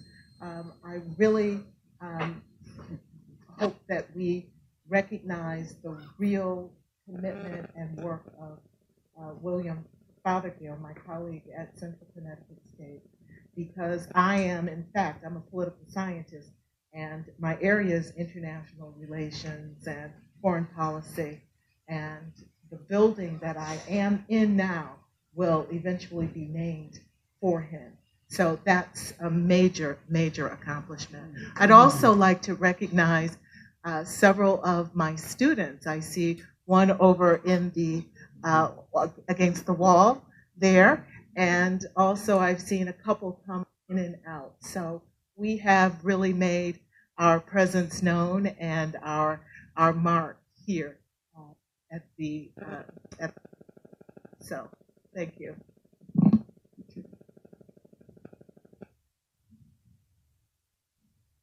His honor. Why are you smiling, Susan? Susan Gibson knows when I said, Your Honor, that I'm speaking of the one and only Donald Harris. Donald, please tell us something about your organization. Before I talk about my organization, most of you know I am an educator. I've been an educator all of my life, and I continue in that role even in my retired years. But a hero of mine, as Dr. Close has already alluded to, is Carter G. Woodson. Carter G. Woodson, for those of you not in the know, he was the second African American after W.E.B. Du Bois to receive a doctorate degree from Harvard University. He taught in public schools and then eventually joined the faculty at Howard University in Washington, D.C. as a professor and then the dean of the College of Arts and Sciences. He was the author of multiple writings. He was known as the father of Black history. He created Black History Week, which was a precursor to Black History Month and the month of February. But also very important to me is that he was also a member of the Omega Psi Phi fraternity, nearest my heart, and several of my fraternity brothers out there. Omega Psi Phi is a part of the revered Divine Nine. And for those of you not in the know, that's 9 fraternities and sororities, beginning with Alpha Phi Alpha, which was founded in 1906, Alpha Kappa Alpha, 1908, Kappa Alpha Psi, 1911, Omega Psi Phi, 1911, Delta Sigma Theta, 1913, Phi Beta Sigma, 1914, Zeta Phi Beta, 1920, Sigma Gamma Rho, 1922, and Iota Phi Theta, in 63. Greek life is very important to the African American peoples.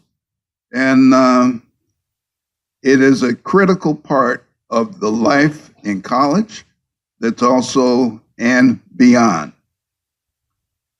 But specific to Omega Psi Phi fraternity, you say, well, how many fraternity brothers do you have? Okay, just in New England, we have 6 chapters in Connecticut. We have 2 chapters in Rhode Island. We have 5 chapters in Massachusetts, and we even have 1 chapter up in New Hampshire. There are currently over 750 chapters all over the world and over 350,000 active dues-paying members. Omega Psi Phi fraternity annually donates $350,000 a year to the UNCF, United Negro College Fund. They sponsor thousands of dollars in college scholarships, American Diabetes Association, United Way, voter registration, and the Sickle Cell Anemia Foundation, to name a few. I was very pleased to be here today to meet Mr. Frank Harris, because Dr. Foster has already alluded to it, but yesterday morning I read a very interesting op-ed that was written by Frank Harris. And Frank, as a reminder, is a professor of journalism at Southern Connecticut State University.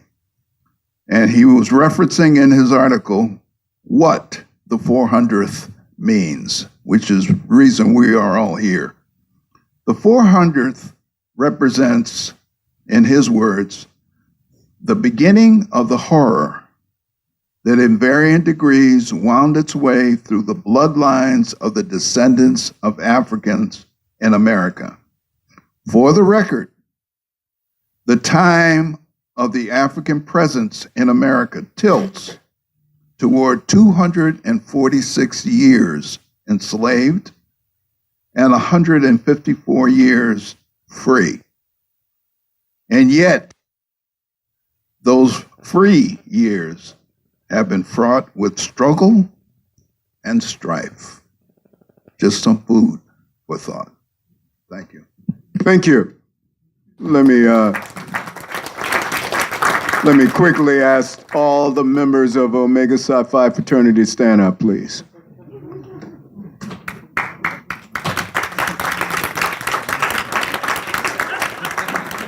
Great. Carter G. Woodson. We are all sons of Carter G. Woodson. There's a gentleman in the house. He's with us, and he's been ahead of us. I would like to call him to the front to give him a presentation. His name is Dr. Booker T. Devon. He is the president emeritus of Three Rivers Community College in Norwich. Dr. Devon and his wife, Dr. Elena Devon, years ago, started something that we all should do. He started to research his town's history, and it's West Hartford. And he found out that there was an enslaved man who had bought his freedom during very difficult times. And he found out that where he was buried did not have a tombstone. So he raised money to do that. Not satisfied with that, he was able to get the town to name an elementary school or a middle school after this formerly enslaved man. His name was Bristow. It's never been told, as it ought to have been, around the country, but this was before Archon Bobby Scott came up with the 400 Years Commemoration Act legislation. So I want you to please welcome and give Dr. Devon a rousing round of applause. And Booker, would you please come up?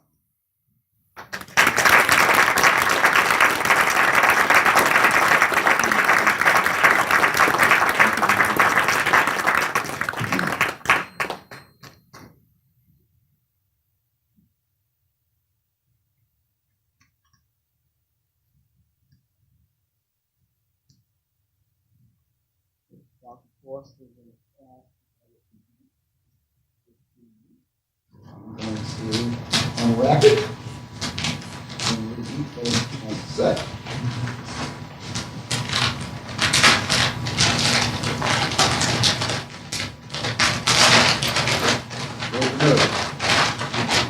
The national bestseller, The Divine Nine, A History of African American Fraternities and Sororities.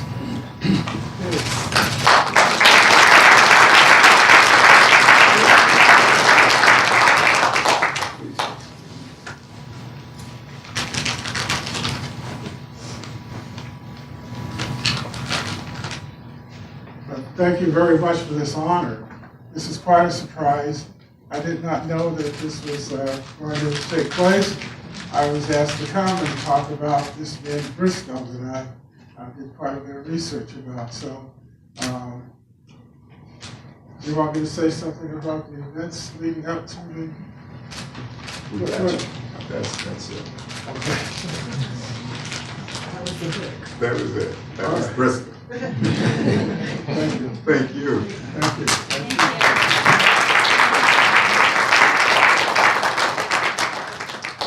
Wasn't that being ahead of the game? How many of you know where the old Kingswood Oxford School was? That is now Bristol. Tremendous facility, and it took foresight and tenacity. Booker Devon, give him another round of applause. And so that I won't have to interrupt again, we want to ask Sister Sauda Baraka, former member of the Bridgeport Board of Education, to come forward.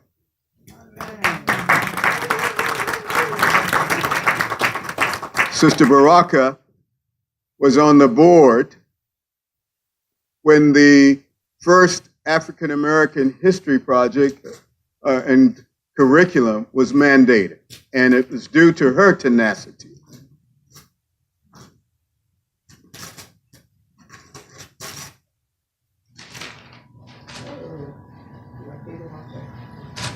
Ms. Baraka, on behalf of the program today, we have a book here entitled The Destruction of Black Civilization.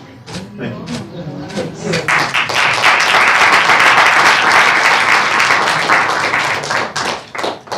Thank you, Dr. Foster and the committee.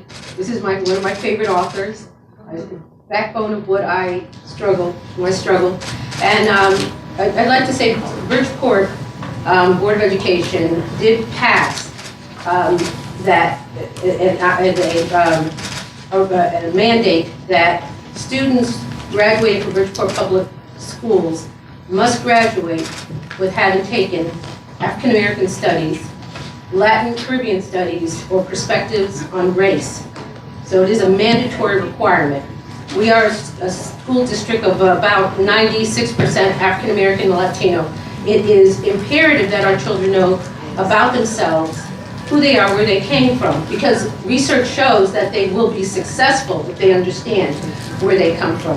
And I heard earlier about starting our study from Africa, not from the mainland, because initially we had a direction that we were going to start our class study from what happened in America, but we can't do that. We have to start our study from Africa in order for us to understand where we came from, so we know how we move forward and what power that we possess in order to live this life. We've had a struggle for 400 years. It's not over. We still are struggling, and we're going to have to do more to make more happen. And I want to thank Dr. Foster for everything he's doing with this to make it a statewide effort, because we must teach our children about our history. Thank you.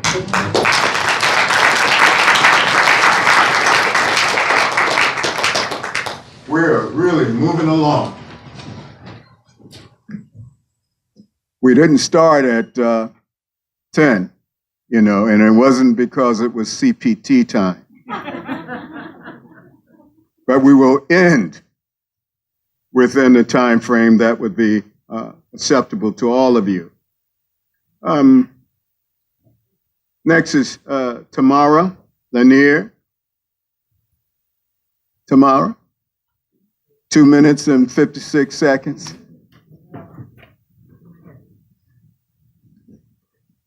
Good afternoon. I'm going to open with a quote from Maya Angelou. And Maya Angelou was once quoted to say that history, despite its wrenching pain, cannot be unlived, but if faced with courage, need not be lived again. And I always found that to be such a prophetic message, because I believe Maya knew that at some point the cup of endurance will run over, and we will arrive at a place where we all come together collectively and courageously and say no, that we are not going to deny ourselves and our children our African legacy, and that we will be the authors of our destiny and of our fate. Trending on a lot of college campuses and social media is the term Sankofa. And I know that we all know what that means and what that's about. I brought a little picture just in case there was some that wasn't familiar. But in its simplest terms, it means go back and fetch it. And why this is so important to me, because it is a visual and a symbolic reminder. It's an African bird who is pressing forward while looking back, preserving and protecting the sanctity of life and youth. And this is so important to me because it tells the message that we as a people, it is innate in us to understand and know our heritage and our legacy, and that we can't forget. And so, again, this bird, this African bird, is very important because it, again, has a message for us that tells us never forget where we come from. But not only never forget where we come from, but never forget the wet graves in the Middle Passage. Never forget the auction blocks. And never forget the whips and the slavers' traps. And never forget Black codes and Jim Crow. It's important that we understand that we here today are living our ancestors' dreams. Our ancestors didn't have much. Our enslaved ancestors had little but hope and a dream. And what they dreamed is for a better life for their children. And we owe them a debt of gratitude and a debt of commitment that we make sure that our children know their legacy and that they know where they come from. That's important. And we have to be the part of telling our story. Tammy, tell us your story. How are you connected to Sally Hemings? I have a cousin who is a linear descendant of Sally Hemings, and I also am a linear descendant of the slave Congo Rinty, who is currently displayed at Harvard's Peabody Museum. It was an image that was used by the Harvard scientists to create a science of hate that suggests that Blacks were a lesser species and deserved to be enslaved. During that time when this Harvard scientist created this race theory, he promoted it all across the South at a time when they were considering the choice between slavery and emancipation. He met with Abraham Lincoln. History has described him as the father of apartheid and the original hate thinker. And so I have had an amazing journey in learning my history and who I am and all of the famous people that I ascend from. So it's important because, again, you are empowered when you learn your history. And just in closing, I am talking about how important it is to never forget and to never forget the yearnings of our ancestors. One thing that I clearly believe is that the suffering of our ancestors is ingrained in our DNA. There's something about that experience that is passed on generationally. And Langston Hughes wrote a poem. He wrote a poem, it was the Negro Mother. And I love this poem because it again speaks to that same concept of the slaves reaching back or reaching forward to us, pleading with us to never forget. And in part, the poem, there's an African woman who returns to the future to talk to the Black children of today. And she says, to all my dark children in the world out there, remember my sweat, my pain, my despair. Remember my years, heavy with sorrow. Make of those years a torch for tomorrow. Make of my past the road to the light, out of the ignorance, the dark, the night. And I just want to close with that because again, it's so important. We don't forget the suffering of our ancestors, and we teach that to our children so they know and they never forget. Thank you. Thank you, Tammy. We're so pleased to have with us Eileen Frank, CEO of the Connecticut Historical Society. Hello, and thank you, and good afternoon, everyone. I'm deeply honored to have been invited by Dr. Foster, and thank you, Representative Gibson, for convening today's event. The Connecticut Historical Society was founded in 1825, and we are the 7th oldest historical society in the nation. And our collection contains numerous artifacts that bring to light the rich history and legacy of African Americans in our state. Because 2019 is such an important year, there are a couple of programs and events that we have been working on with some of our partners to really lift up the history of African Americans. With the Harriet Beecher Stowe Center and the Amistad Center, next month they will be starting a group tour package about the Black experience where individuals can either attend one of the public tours or book their own group event to visit 1, 2, or 3 of those sites. At the Harriet Beecher Stowe site, to have the Black Perspectives Tour, emphasizing the experience of Black Americans in the 19th century and today. At my organization, the Connecticut Historical Society, will be a behind-the-scenes tour viewing some of our collection items, such as Ann Petrie, a Harlem Renaissance writer, her desk, daguerreotypes by Augustus Washington, who had a really successful daguerreotype shop in Hartford and then abandoned that business to go and build a nation in Africa, focusing on Reverend James Pennington and some of the writings that we have of him in our collection. And at the Amistad Center, there will be a tour focusing again on how photography has been used by African Americans to commemorate important events. We also, in March, are really excited that we are bringing an exhibit that the New York Historical Society has on view currently and has curated, called Black Citizenship in the Age of Jim Crow. This will be the first time that exhibit has traveled outside of New York. And it's focusing on the time period from 1865, right as Reconstruction begins, really up to World War I, and the struggle for full citizenship and racial equality that, unfortunately, is still unfolding today. When that exhibit comes to the Connecticut Historical Society in March, we are supplementing it with, again, items from our collection to really highlight the Connecticut story of this national story.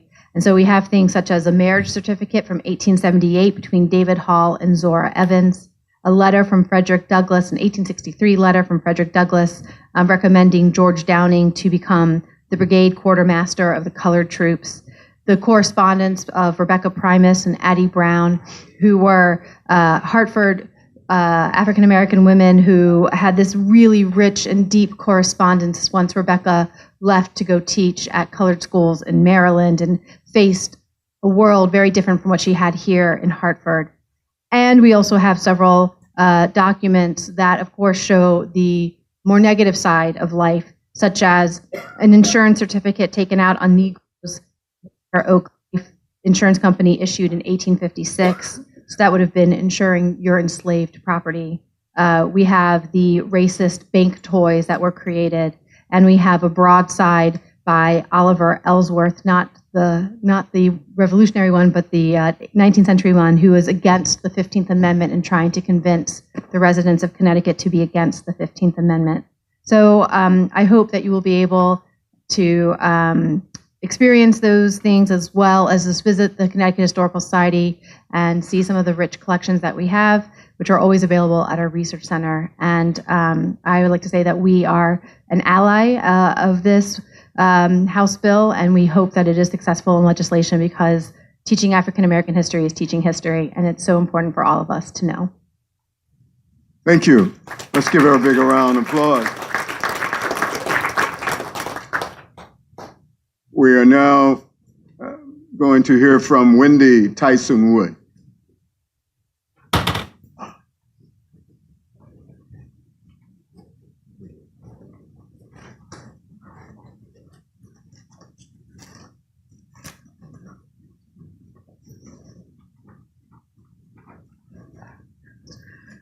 Good afternoon, and thank you again, Dr. Foster and Representative Gibson, for allowing me to give honor to a Waterburyan. And I say that with great pride, because Honorable Gerald Lamb was the first national state treasurer in the country, and he resided in the city of Waterbury. This is an honor because he paved the way for more to come, and to have it presented here in the LOB says what history was created by his action.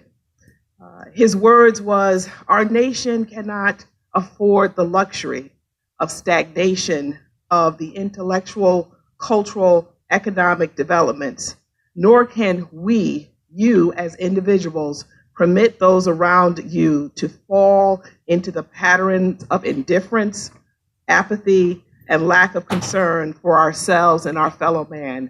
It is with this legacy we are here today." He was, again, the first African American elected to Waterbury's Board of Aldermen, serving on the Waterbury Board of Parks and Commission, and as well as the state treasurer.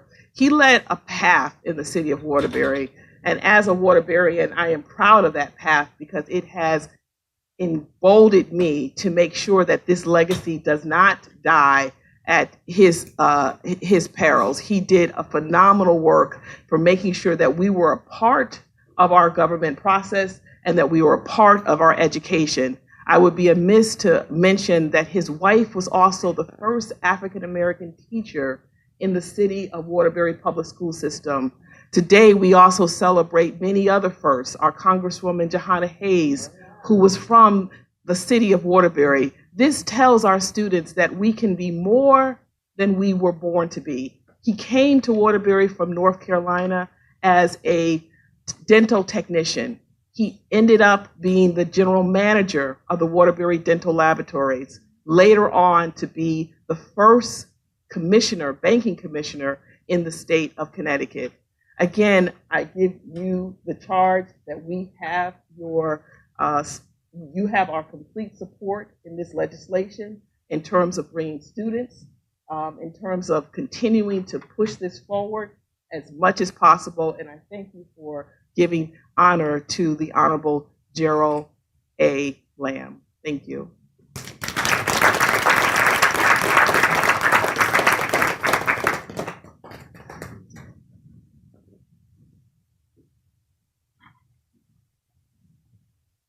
Let's give Wendy another round of applause. She also is an administrator with the Inroads program that helps our youth so very, very much. Dr. Devon and I often talk about Gerald Lamb in our walk. So last time I knew was Gerald down in Virginia area now, isn't that right? Yeah, last time.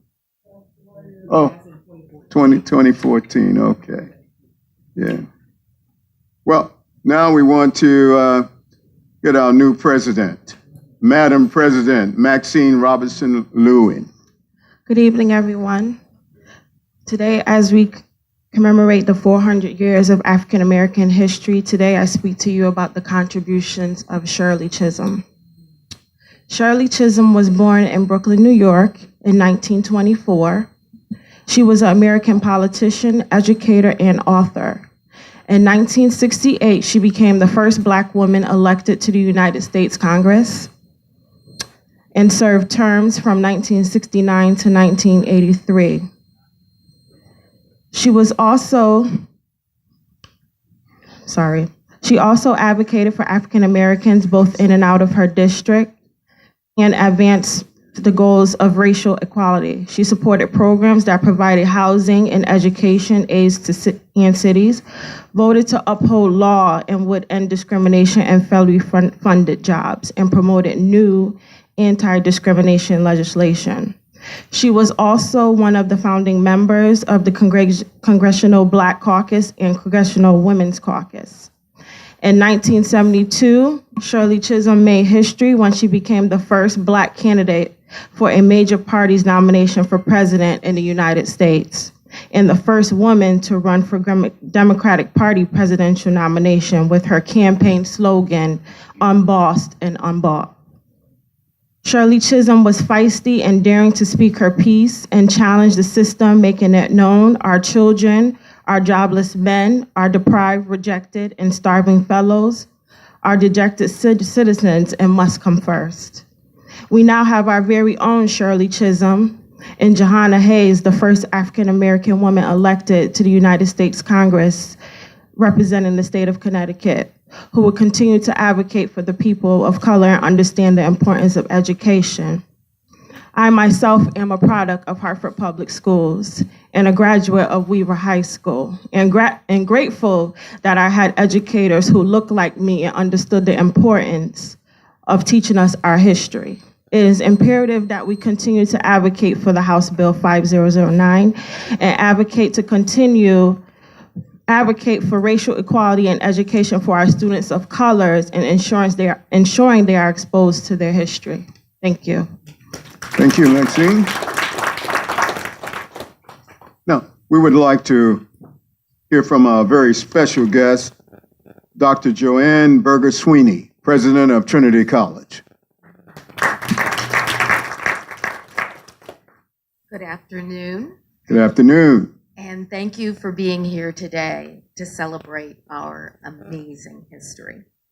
It is an honor to be here, and I want to thank Dr. Benjamin Foster for the invitation to offer some brief remarks on behalf of Trinity College. Trinity has a long and distinguished history here in Hartford. In fact, the site where the Capitol sits today was the original site of Trinity College.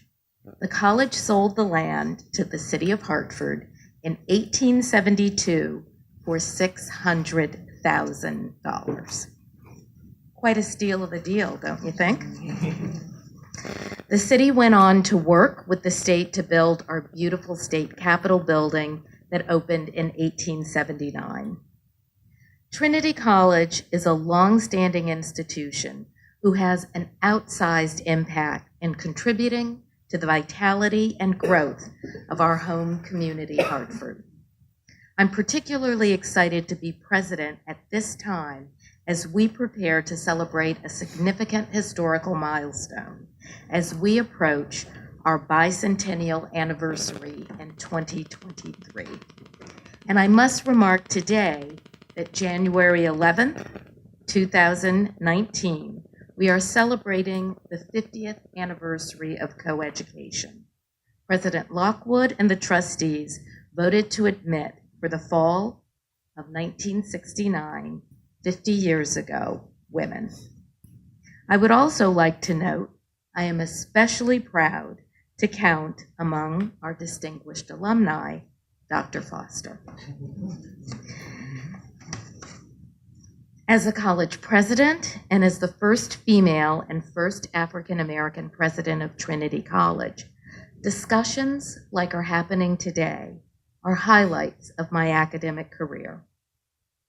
This morning, I want to share with you a story of one way in which Trinity College has contributed to the rich history of Black Americans in the United States. First, it's important to note that we did have a Black undergraduate student attend Trinity in the early 1930s. Unfortunately, his identity is unknown because prior to 1970, the college maintained no records on the racial background of its undergraduate or graduate students. And except for one instance in the 19th century, it is unknown precisely how many Black undergraduates attended Trinity from the time of the college's founding until World War II. The only reference to the student we know is included in published recollections of another white student by the name of Robert Tomes, who graduated in 1835. The student reportedly was from Africa, and according to Tomes, received his degree and was ordained an Episcopal priest by Bishop Thomas Church Brownell, the first president of Trinity College. Trinity, just the second institution of higher education in Connecticut, began as a training school for the Episcopal Church. Of particular significance is that our founding charter, awarded by the state of Connecticut, specifically prohibited the imposition of religious standards on any student, faculty member, or trustee of the college. The practice was consistent with the growing forces of religious diversity and tolerance in the Episcopal Church at that time. So while we don't know the identity of the undergraduate, we do know that in 1830, just 7 years after the founding of the college, we awarded the first graduate degree to a Black person, the Reverend Edward Jones, an 1826 graduate of Amherst College in Massachusetts. At Trinity, Jones earned a Master of Arts degree in preparation for a career as a missionary and educator. After serving as a missionary, Jones went on to become principal of the 4A Bay Christian Institution in Freetown, Sierra Leone, a school that later became 4A Bay College of the University of Sierra Leone.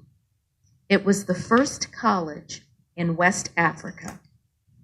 Jones served as the principal at 4A Bay College from 1840 to 1858. He provided opportunities for the students to train as teachers by apprenticing them to teach Sunday school and employing them as district visitors. The school was originally intended as an Anglican missionary school to train teachers in the promotion of Christianity and education. It became a degree-granting institution in 1876 after it became affiliated with Durham University in England. As a result of the affiliation, students at 4A Bay studied the same curriculum and took examinations identical to those administered at Durham University. The curriculum of both institutions reflected the popular subjects of liberal arts of the era: Latin, Greek, Hebrew, Arabic, history, natural history, French, and German. Its most prominent 19th century and earliest 20th century graduates included Bishop Samuel Crowther, the first African bishop of the Anglican Church, J.E. Castley Hayford, an early advocate of education and self-rule for South Africans, and Henry Rawlinson Hart, educator and administrator. As Isaac Newton reportedly said, "I can see so far because I stand on the shoulders of giants." Thank you. Thank you. Thank you so very, very much.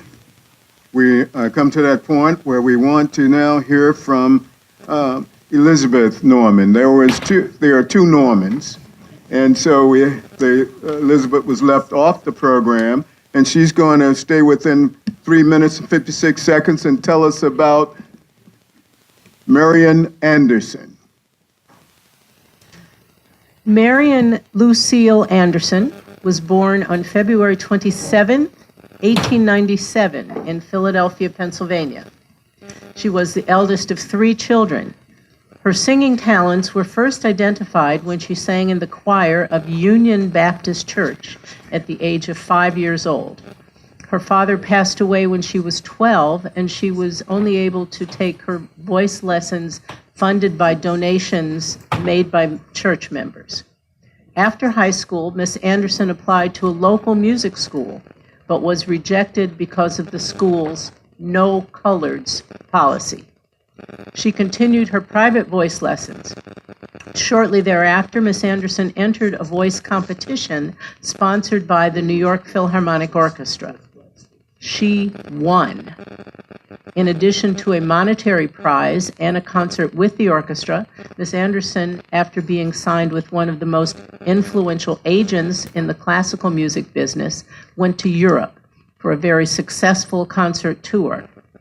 Based on the spectacular success of the tour, her manager decided to present her in concert at Constitution Hall in Washington, D.C.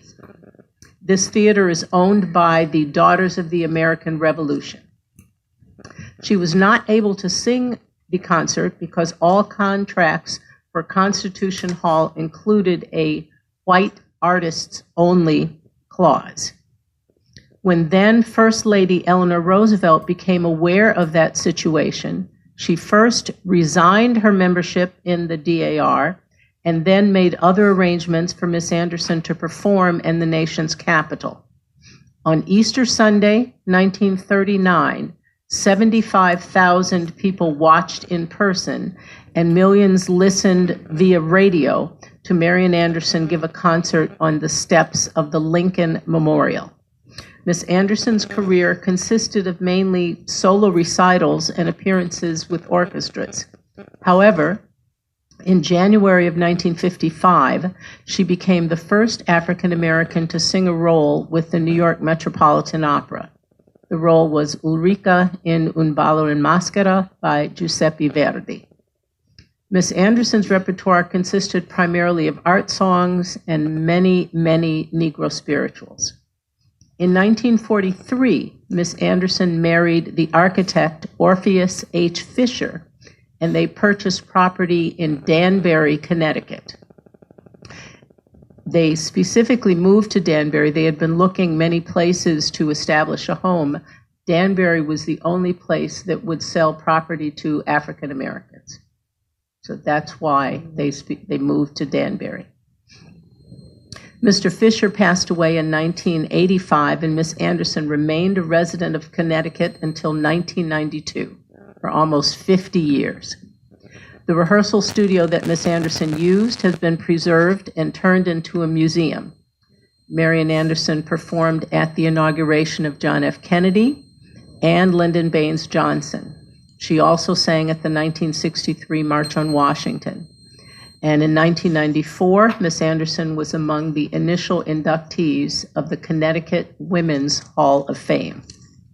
During my research, I saw an interview with Miss Anderson in which she said, "There are many people who are fighters. I am not one of those. I truly believe that if I conduct myself in a dignified manner, others will recognize that I, along with all other African Americans, are worthy of equality and respect." I want to say that I stand on Miss Anderson's shoulders in my career. It has been really interesting as I've heard about Martin Luther King and his experiences in Simsbury. And I invite you all to a program. I have some flyers. This town of Simsbury is honoring Dr. Martin Luther King with a program next Sunday that will be about him and honoring him. So if you're interested, please see me I'll give you information about the program about Martin Luther King. Thank you very much. Thank you, Elizabeth. And if you are available, you will certainly be treated to an excellent performance if you're able to attend. We have with us Senator Douglas McCauley, and I believe you are now co-chair of the Education Committee. Yes. Let's give him a big round of applause. So as a bad student, I didn't come prepared, but I know I'm going to tell you who I'm supposed to talk about, and then I'll just say a couple words. So I stand on the shoulders of Senator Boyce Barlow, first African-American senator in the state of Connecticut, who was followed by Senator Wilbur Smith, and then Senator Sandy Cloud, and then Senator Barrows, I'm sorry, and then, of course, Senator Coleman, and then myself. So that's the lineage that I come from. So with that said, I'll take my 2 minutes to say first, I want to thank every last one of you who came here today to support this worthy cause, especially my colleague, Representative Bobby Gibson. What you're doing here is not easy, and it won't be easy. But we all stand on the shoulders of, like was said, others who came before you. I want to especially thank mentors of mine who's around this table. Many of you I know personally, and many of you I've leaned on throughout the years for guidance and support. Yes, there's some historic things in my nature. Yes, I am the first African-American chair of the Education Committee in the state of Connecticut. And that's actually, in a way, it's kind of sad because it's 2019 and we still haven't first in the state of Connecticut. That's why it's so important that our children learn history, learn their history. So when they sit in their classrooms, they'll know that they come from a long list of people who have endured so much to get to where we are today. When I graduated from college, I thought I knew everything. And I'll never forget my dad, and he, not a man of a lot of words, but he said, he put a book in my hand, and I never forget it.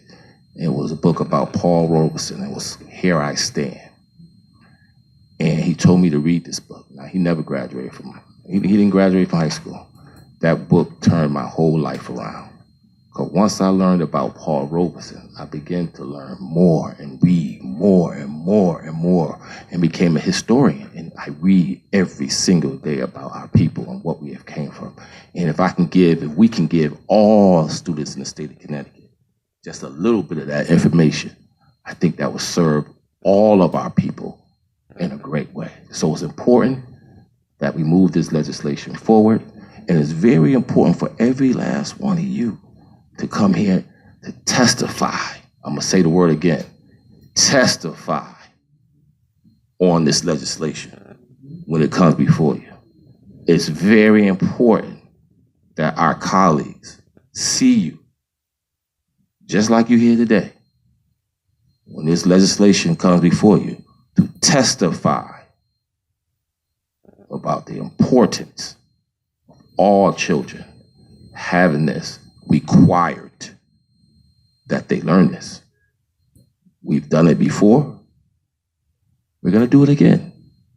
And it's our collective responsibility to make it happen.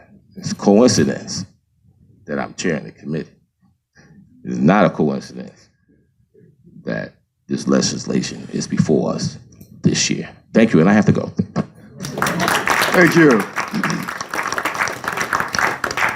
And we reached that point where we need to hear from our co-sponsor, a young man who will do great things and is doing great things. Please, again, welcome State Representative Bobby Gibson.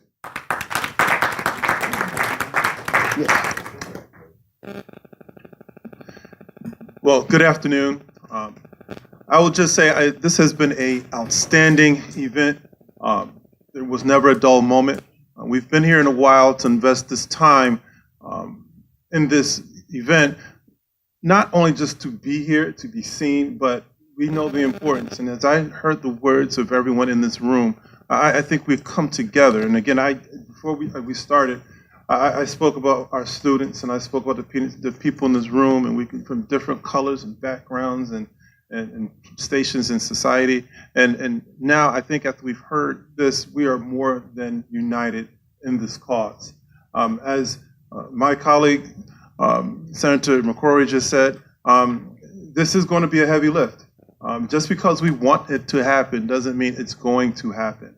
And so this is just the beginning. We have to come together and we have to talk, and there's going to be more meetings and there's going to be more discussions. And we're going to have to strategically make sure that this bill is passed. It's so vital to the future of our country, of our nation. Our nation is in a state right now where it's this people in power who are trying to rip it apart. This bill is going to be a step in direction to bring it together in a way that others can never fathom. We're going to restructure and we're going to restitch the fabric of this country. And this bill is going to be a step in the right direction. Please, as Senator McCrory said, please come out and testify and give support to this bill, House Bill 5009.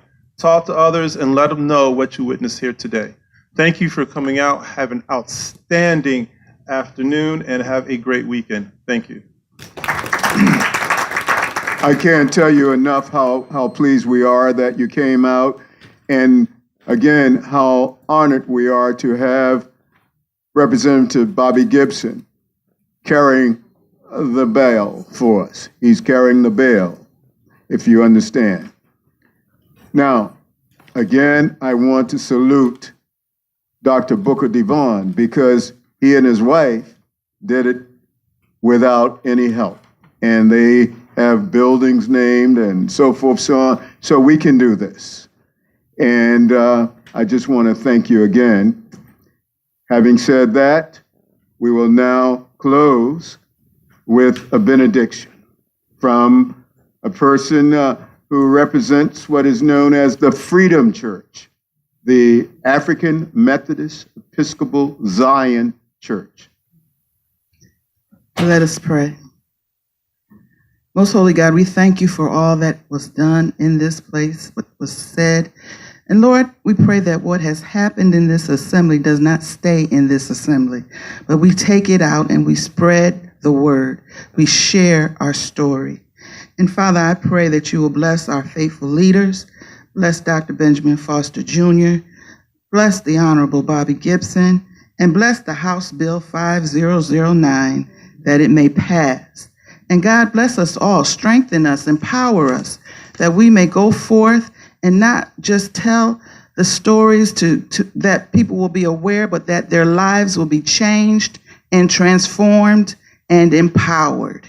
And we thank you for our past. We thank you for our future. And we ask it all, and I ask it all, in the name of Jesus. Amen. I want you to know that this was taped, recorded by Connecticut Television Network. And we have with us Stan McCauley.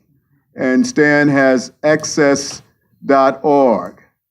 And you will be able to also see the entire program through that avenue, that media source. So again, we thank Bobby, Representative Gibson, for all that he's done to make this a successful event. And I want to thank the two brothers who came so far away to be with us. Don, have you met them? All right. Thank you so very kindly. Have a wonderful day. Traveling mercies be with you.